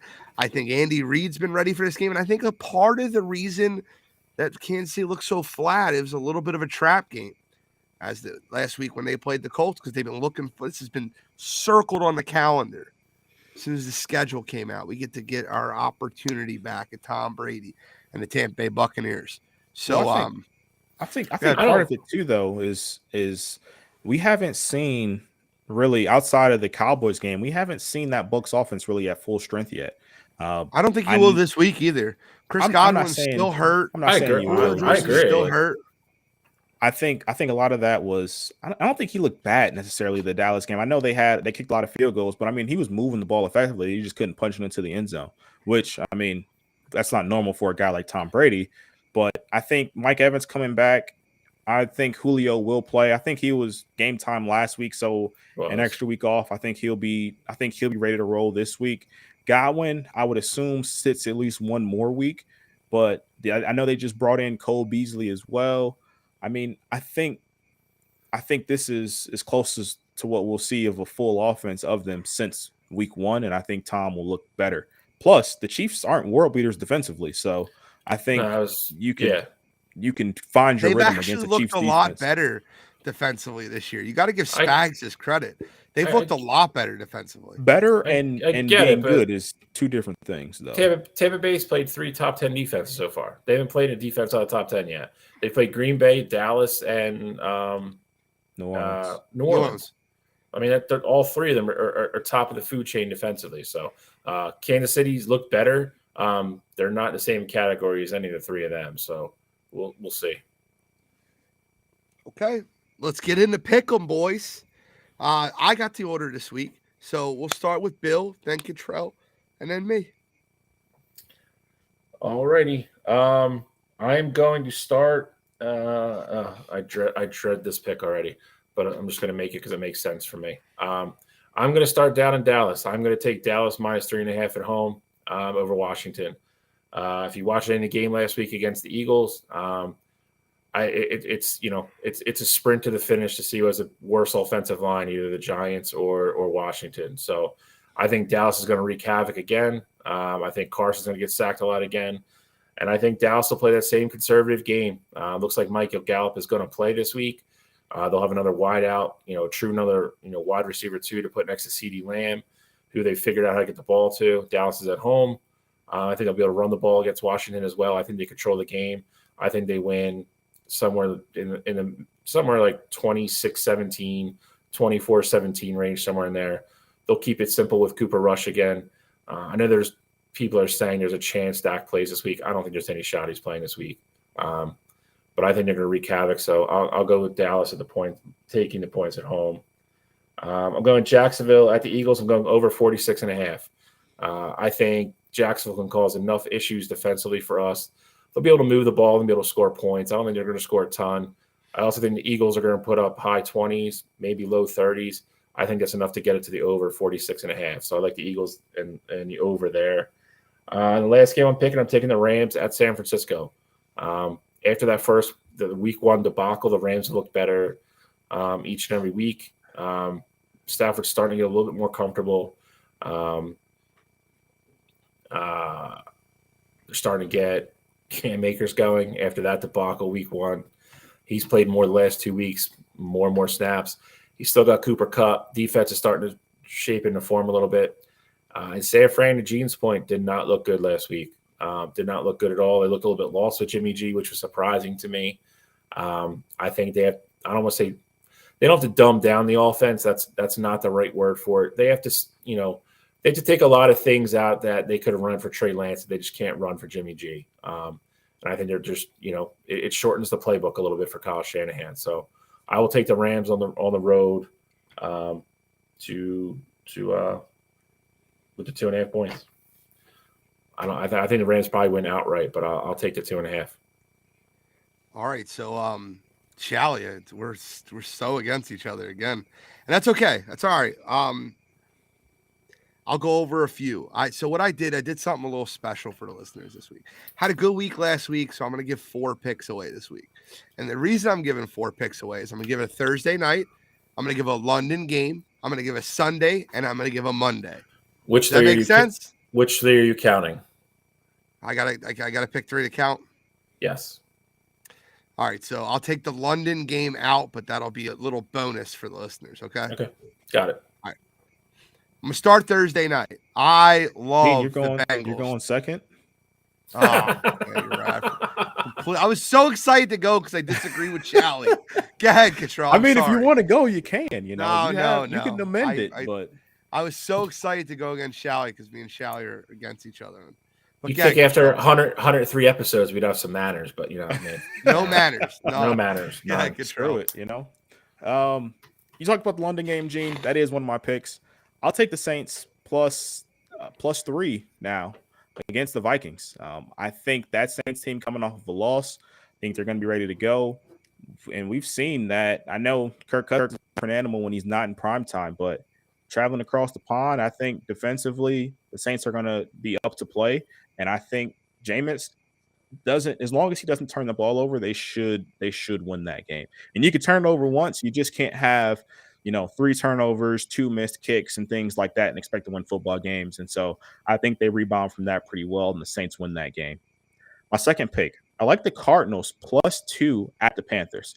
I know the Panthers just came off of a win against the Saints last week, but like I just said, they had like 5-6 just weird things happen to them, and it was still a closed ball game. And ultimately, Laviska Shenault, pulled off a 70-plus yard reception that put the game away. But I don't expect that to be the case this week. Baker Mayfield right now, as it sits, he's 32nd out of 32 quarterbacks in total QBR. He's not having a great season. They don't have the chemistry yet with those Panthers receivers.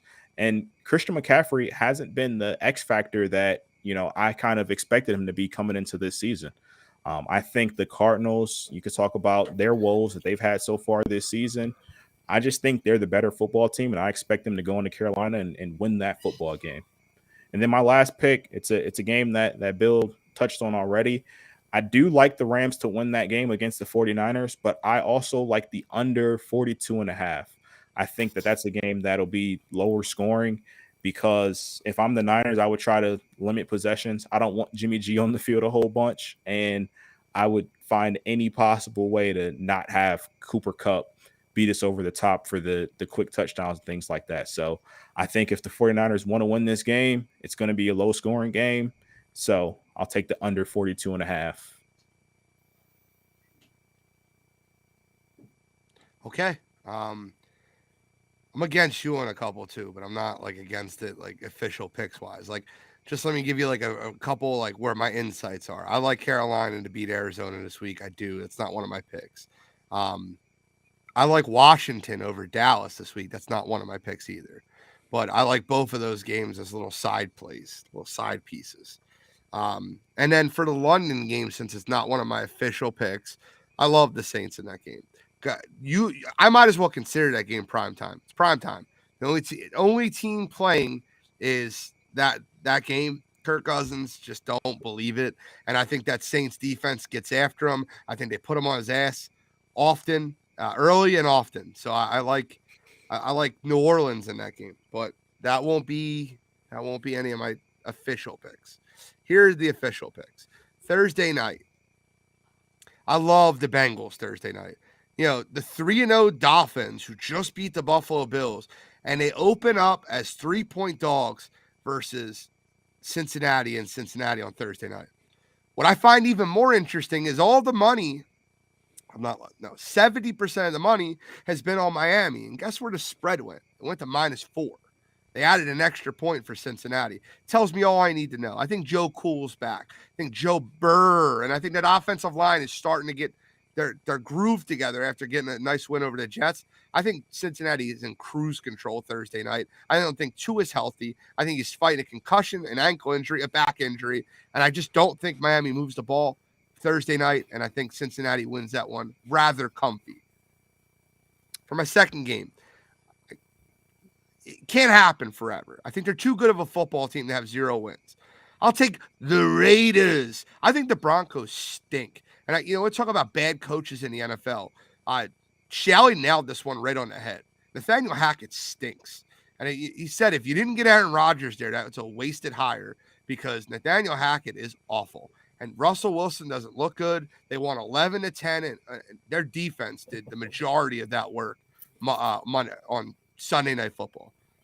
I love the Raiders in that football game at home, needing their first win to beat the Broncos. I don't think the Broncos are going to move the ball, and I think Devontae Adams and Derek Carr start to cook. And on Monday Night Football, another one of those games. Yeah, you know who looks really terrible this year? And I don't care what the record says that they're 2-1. They look awful. It's the Rams. I think they look like trash. And I think one thing that looked really good about San Francisco is their defense. I think that defense is going to annihilate St. Louis. If you look at it through a different lens, okay? Kyle Shanahan has only lost one game to Sean McVay, and it was the NFC Championship game. And that game, they shouldn't have lost either. Jaquiski Tartt dropped the biggest cupcake of an interception ever.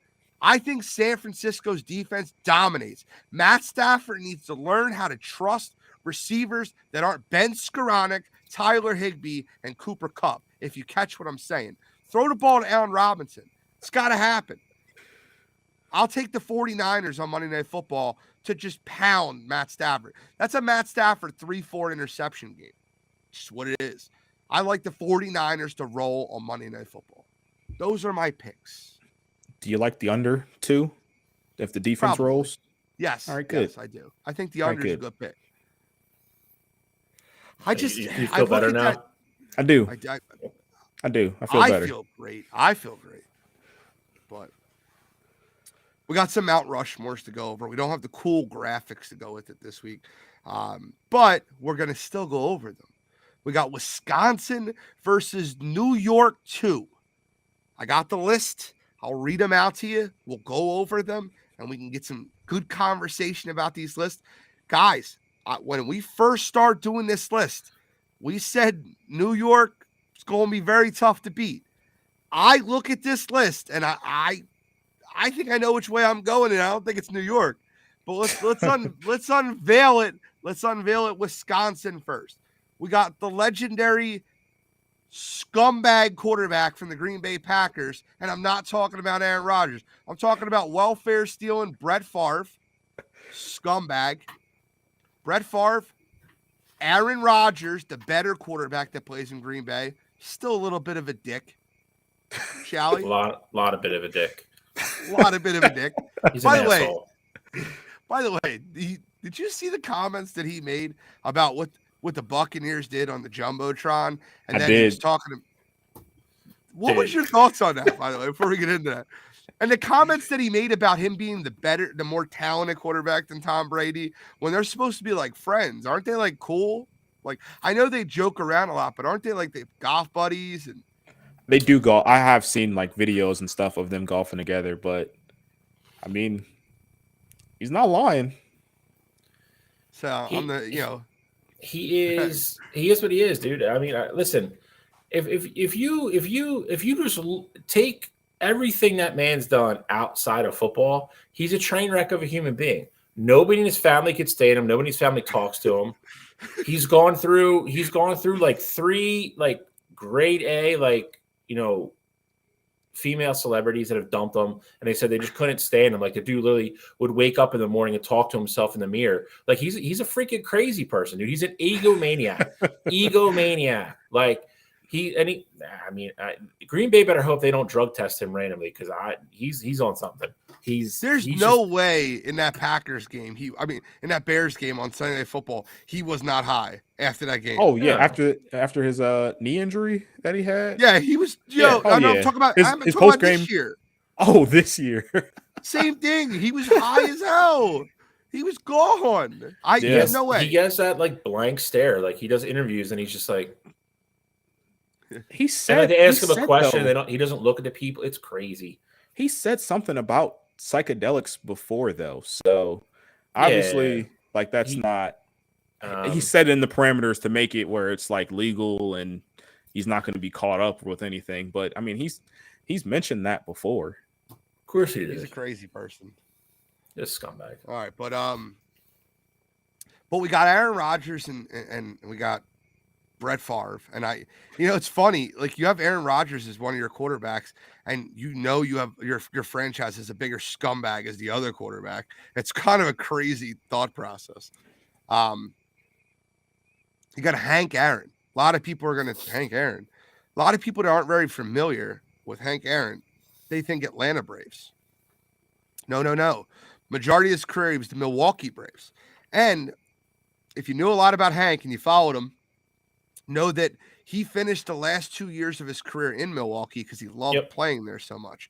Yep. So 14 years of his career he played in Milwaukee, 9 in Atlanta, so he lands on the Milwaukee list. So Hank Aaron, the greatest home run hitter this game has ever seen.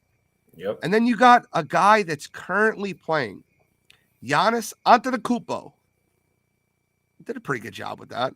Giannis, for the Milwaukee Bucks, already an MVP, Finals MVP, NBA champion, and his legacy is still running. So Wisconsin's got a hell of a list. Gentlemen, discuss. I'm going to give you the biggest, the best, the coolest Hank Aaron stat that there is, and this is just going to show credence to how amazing he was and for how long amazing he was, or the longevity of his career. He is the only person you could say this about in the history of the sport of baseball. If you take Hank Aaron had 755 home runs. If you take Hank Aaron's home runs away from his total hits list, he still has 3,000 hits. That's how good of a hitter Hank Aaron was. You look at anybody else. You look at Mickey Mantle, any of those guys. You take their 550 home runs away from them, they got like 2,600 hits. The man had 3,100 and some hits plus 755 home runs. That's how great he was. Most people's eyes, he's still the home run king. He is in my eyes. And on top of that, just a great human being and a great ambassador of the game. You'll never, ever hear anybody anywhere say a bad thing about Hank Aaron, anywhere. Nothing bad about him that's ever been written, anything. Gene brought up a good point. He always stayed loyal to Milwaukee. He went to Atlanta because that's where the franchise went, and he went with them. And he still came back and gave back and played his last 2.5 years in Milwaukee because he loved it there and he loved the people there so much. Dude is an absolute icon, pillar of the game of baseball. Sucks. One of those guys I really never got to see to play other than, watching him on video and stuff like that. But you're talking about one of the 4 or 5 best baseball players ever. And that's Hank Aaron. Love it. Cottrell, your thoughts? Yeah, so on the list as a whole, real quick on Hank Aaron, I don't view him as, he's not my home run king. I saw Barry hit 756 out the park. Say what you want about steroids, all of that. I I'll still give him credit for that.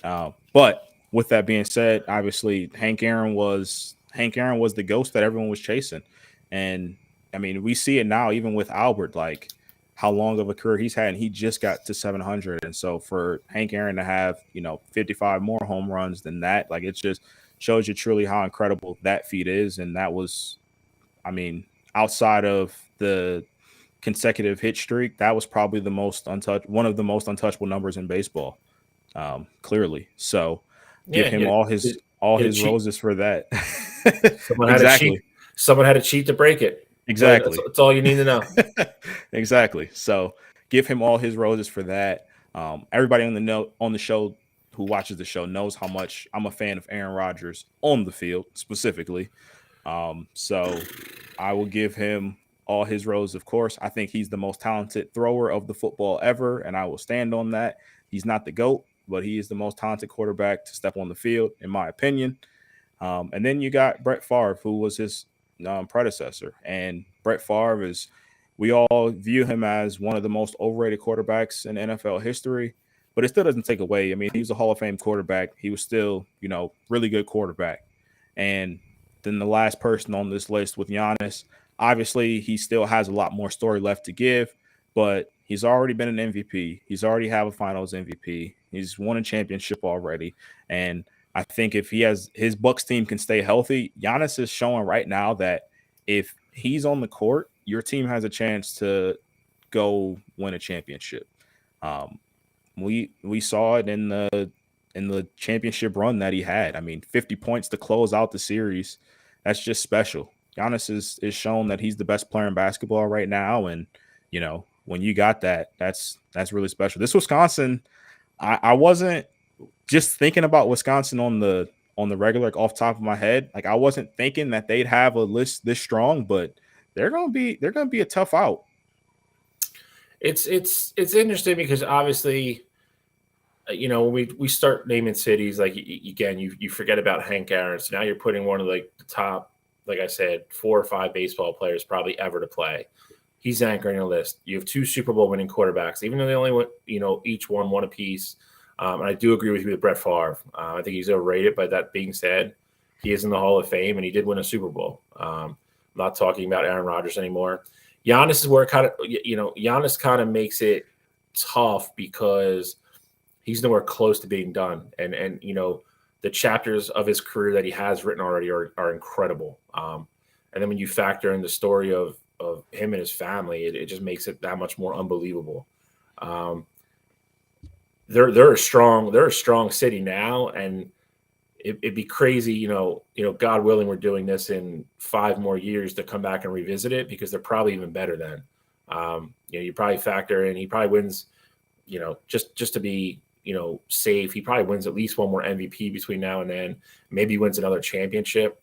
And I mean the city's just that much tougher to knock out. And I mean, who knows? Maybe Ego Man wins another Super Bowl. So definitely kind of an under the radar type city that is pretty damn strong.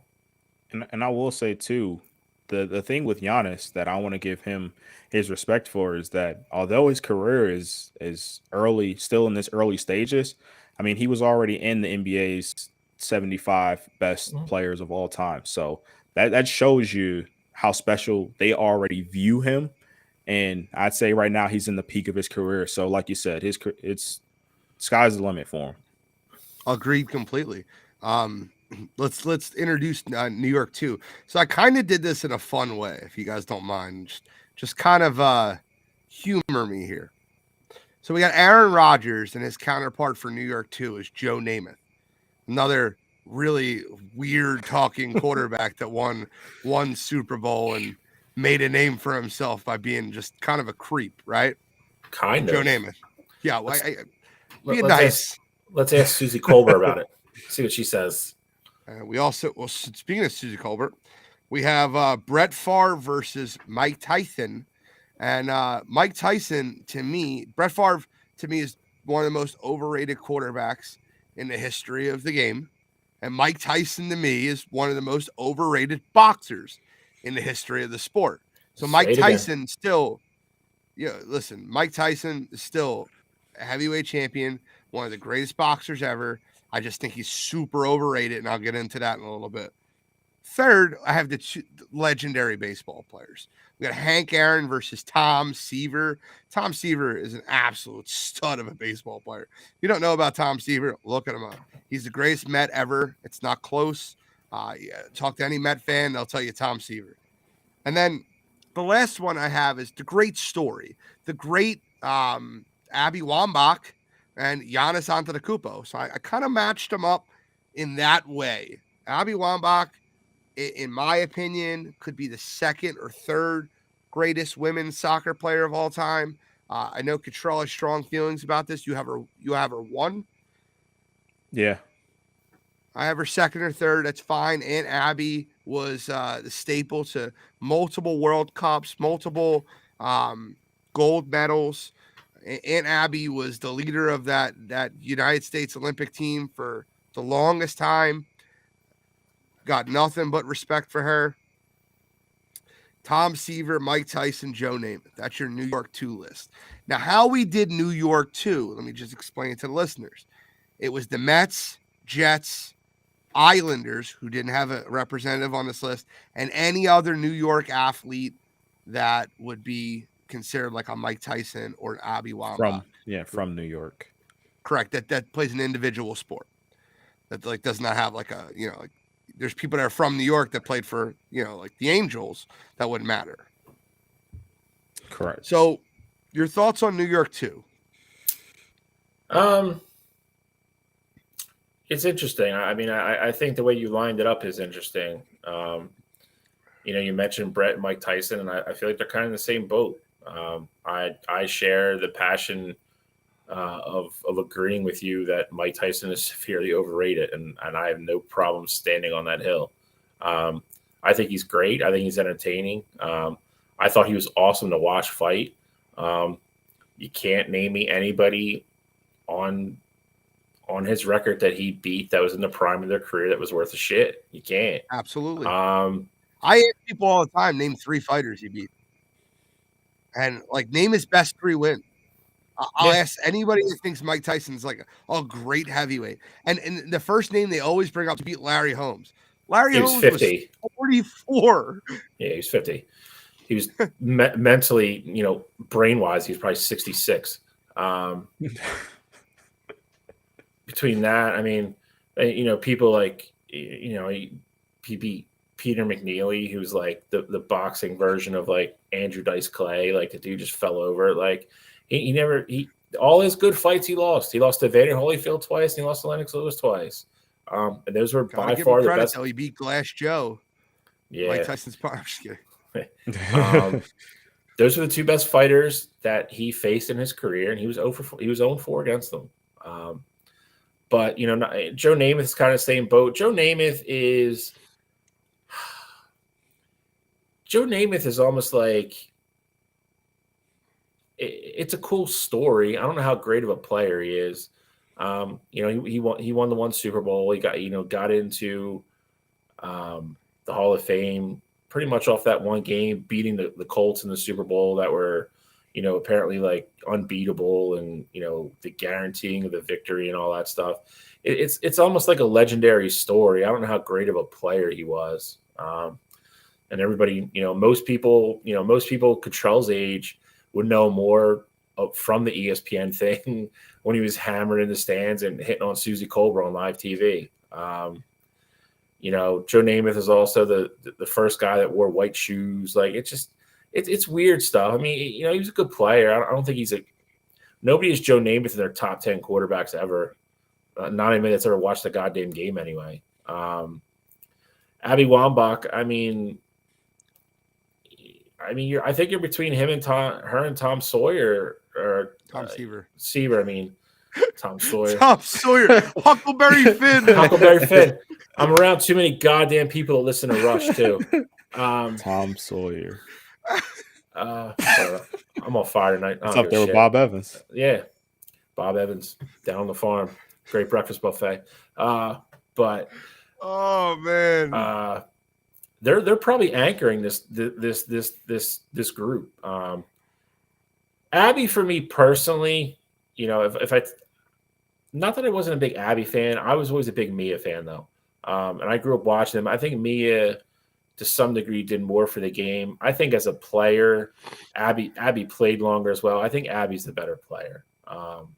So I mean, she would be one for me. She anchored the national team for close to a decade, won a couple World Cups, couple golds. I mean, she still is the all-time goal scoring record for any female soccer player ever. She is. It's hard to argue the case. It really is. And then Tom Seaver-Sawyer was a great pitcher for the Mets for a long time.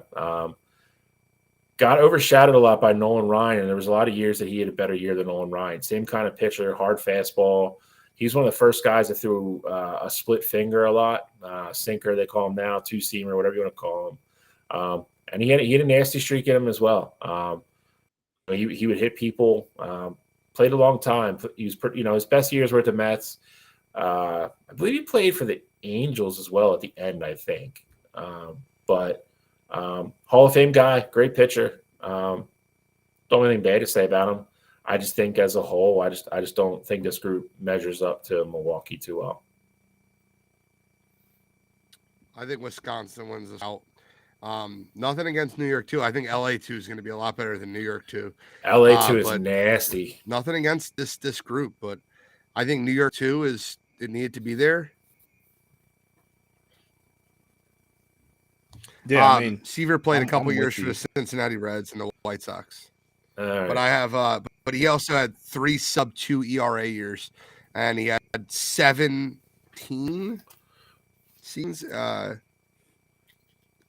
He had 1, 2, 3, 4, 5, 6, 7, 8, 9, 10, 11, 12, 13 seasons in which he had a sub-3 ERA for the entire year. That is absurd.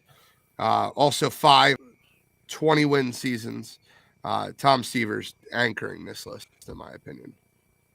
Yeah, I agree with you on that. But I go Wisconsin here. New York 2 is a team of nicknames. You got Broadway Joe, you got Iron Mike, you got Tom Terrific, and then you got Aunt Abby. If it was a nickname battle, I think they edge out Wisconsin just because Wisconsin doesn't have any cool nicknames on their side. But I mean, whoa, Greek Freak. That's one. They're 1 for 4. One. I mean, what do you call Hammer and Hank? Hammer and Hank is one. But I mean, I'm taking the other 4 a lot more. Well, yeah, because Brett Favre. I got a great nickname for Brett Favre. I call him Thief. Yeah, scumbag.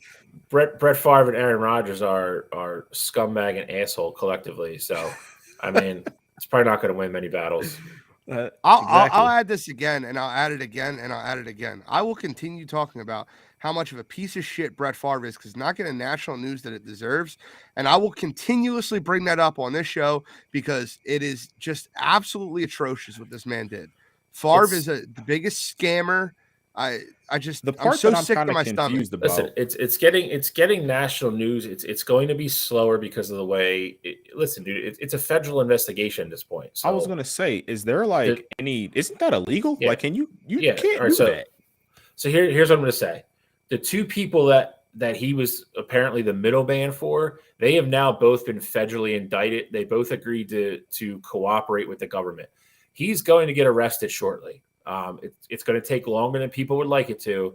It's the federal government. They don't do anything fast if you're not aware with the way we work. It's coming, though. It's coming. The walls are closing in. It's coming. He's going to get his due. Everything Gene said about him is 100% accurate. I'm not saying that. But I would say the common misconception is they're not doing anything about him, and that's not the case. That's all I'm saying. He's going to get arrested sooner than later. It's not the point about him being arrested. It's the point about the coverage. Every day I hear about Ime Udoka. I don't hear about Brett Favre as much as I'm hearing about Udoka. And I get it that one is still prevalent and active in their sport and one isn't. It doesn't mean that this doesn't need to be a national debate or national topic about what he did wrong. I think that it's getting brushed under the rug on a lot of national media, and I don't like that. if you look at the when it happened and it all came out, the only thing I'd say is I follow Bleacher and I follow ESPN and all that stuff on Twitter. They broke it when it happened, dude. It was all there. It's not getting the attention that you think it should right now because it's in a holding pattern. I guarantee you, if the FBI shows up on Brett Favre's front door to take him into custody, it's going to get national coverage, dude. It's at a slow point in the investigation, but it's going in the direction that it needs to go. The whole issue with the Boston Celtics thing is because it happened and it was immediate. The story broke, and the next day they were like, he's going to get suspended for the year. It all happened that quick. If Brett Favre's story would have broken the next day, they're like, the FBI is going to pick him up. It would have stayed on the front page for a lot longer. It's going to be back there. It's just two totally different situations. I think like one's way worse than the other. Well, I think the only thing with the Boston thing is we don't know yet, and I think the people that's my biggest issue though is that we don't know, but yet we're going to keep hearing about it until.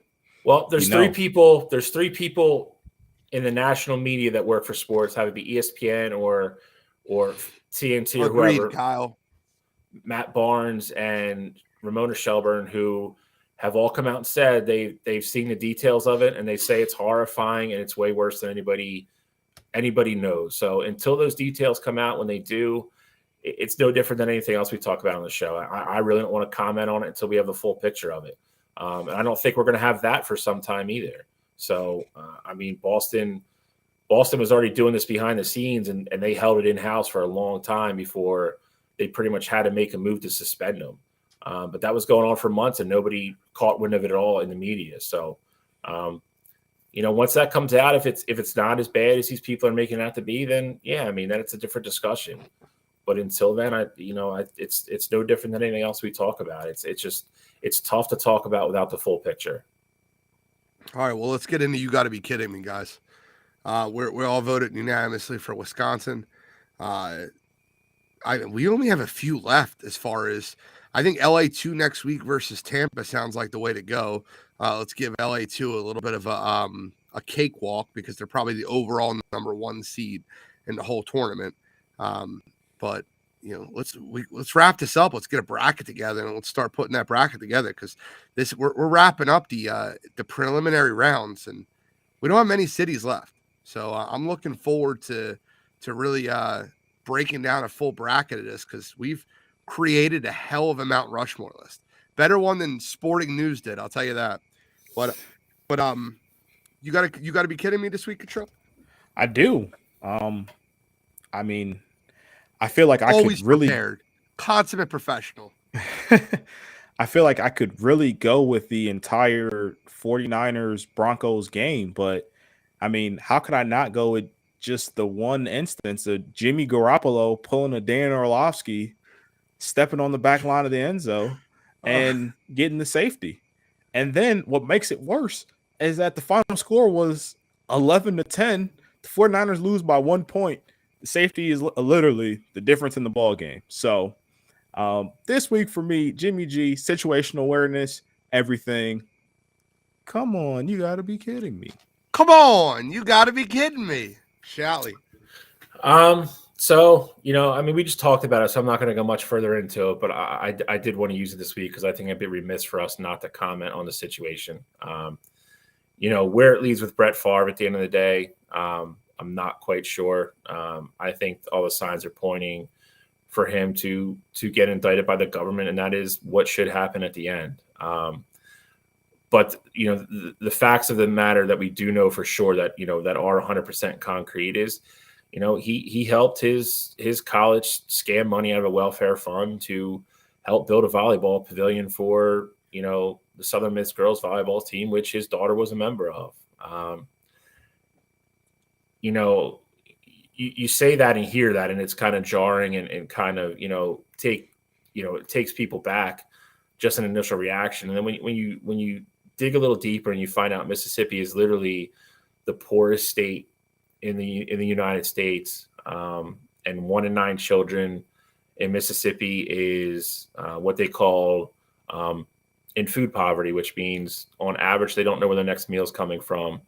And you have a guy like this who, in his defense to some degree has given a lot back to Mississippi.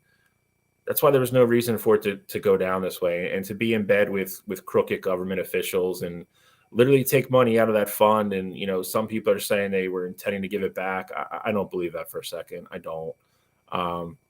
And to use it to build a volleyball pavilion that didn't really need to be built.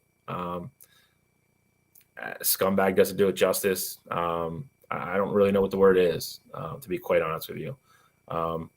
Gene brought it up earlier. This is not Brett Favre's, first run-in with being a douchebag. It's not. He's gotten in monetary trouble before. He had the trouble before with the one reporter for the Jets where he was, sending nudes unsolicited. Just not a good guy. I mean, you can break it down however you want. If you're a Brett Favre fan, sorry. He was exciting to watch on the football field, but there's more to life than football. And I believe when these guys get done playing, have whatever sport it be in, with the money they make and the responsibility they have to help grow the game and really give back to people when they're done playing. And he's not done any of that. He's actually done the opposite. So it's going to get worse. I'm sure we'll probably comment on this again somewhere down the road after his arrest, hopefully, which I hope is coming soon.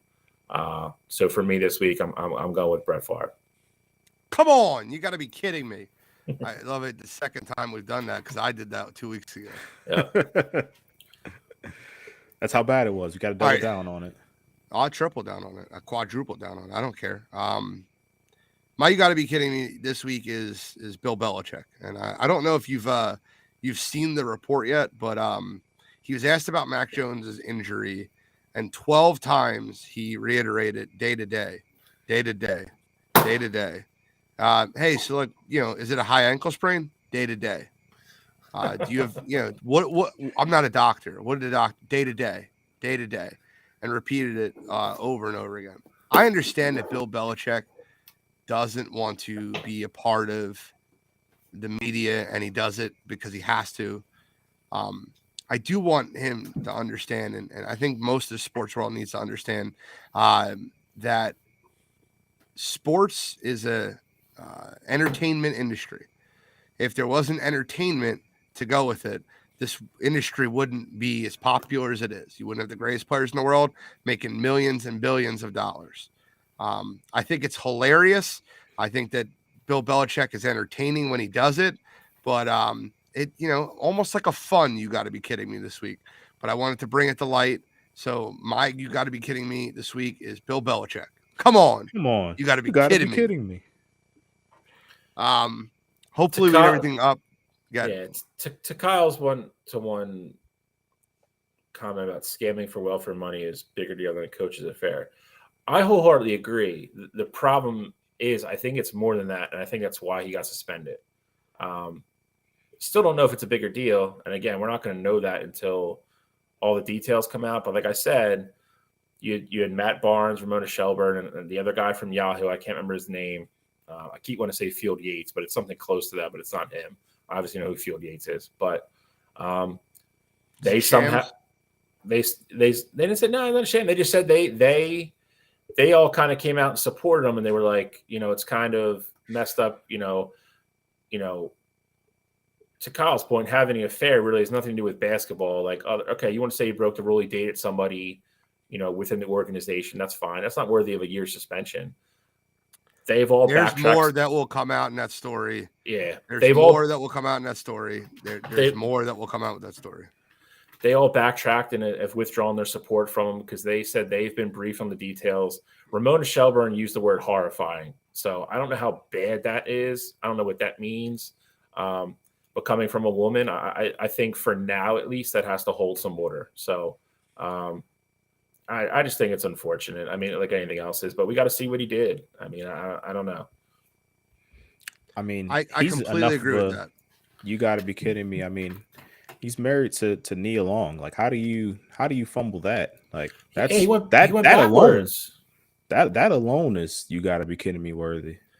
That's true. If it wasn't such a sensitive thing, probably could have used it. I just want to, I before I use it, I'll use it. I just want the details to come out. Because Absolutely. I will say this. I apologize to the listeners. I was a year ago, probably today, I was the one saying Deshaun Watson's innocent until he's proven guilty. And I never never, like just said he was innocent, but I said I wanted to see more of the details, but I definitely gave him the benefit of, and I brought up the fact that the lawyer was the neighbors with the owner of the Texans, and I alluded to it. So I apologize for that. And I don't want to ever be put on that situation again to where I speak on something until I have the facts and what actually happened, because I stood up for Deshaun Watson and I shouldn't have. And that's not going to happen again on the show. So I fully know what he did was scumworthy. So I want to get the full details of Emi Adoku before I comment on it fully. Any final thoughts, gentlemen? I just want to wish a shout out. I know I said it in the chat. Loyal listener, guy's been listening to this all the time. Probably listen to the rest of it tomorrow morning when he's at work. He was in the beginning of the show, but my man John Tishbaum had a birthday yesterday. Yes, happy birthday, Tish. So happy birthday, I want bud. to wish him a happy birthday. And Jacob McDevitt. Today? On our team Sunday. All right. So I mean, it's gonna be for next week. So I just want to wish him a happy birthday. Happy birthday, bud. I only have one. Gene knows as well. Guy actually listens to this show, I think, more than he leads on. But my buddy Evan Porter, guy we play against, I play with him. He's on my tournament team, but his birthday was yesterday, so wish him a belated happy birthday as well. Good stuff. Cottrell, any final thoughts? No birthdays for me. No final thoughts. Hoping to be 3-1, and by the end of the week, that's what I'm hoping for.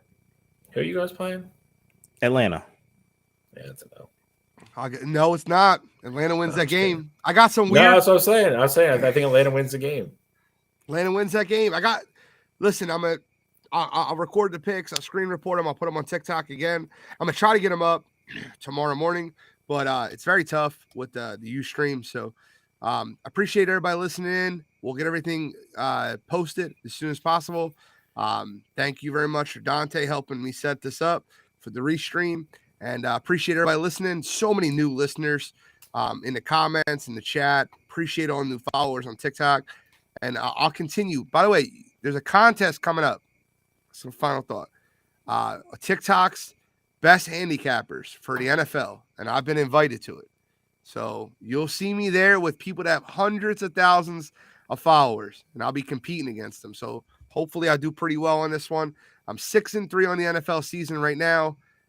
Could be 7-3 if you count the Colts, but we won't count that. But 6-3 in the NFL season. I only get 3 a week. But as far as my overall picks, you guys see what I do in the NFL. Shally and Cottrell absolutely kill at NCAA football every year. Their numbers last year were staggering. So thank you guys very much for listening. Download us on Apple Podcasts, Spotify, iHeartRadio, Stitcher, anywhere you listen to podcasts. So without that, this is Wire to Wire Sports Podcast, show 103, 2-year anniversary coming next week. Signing out.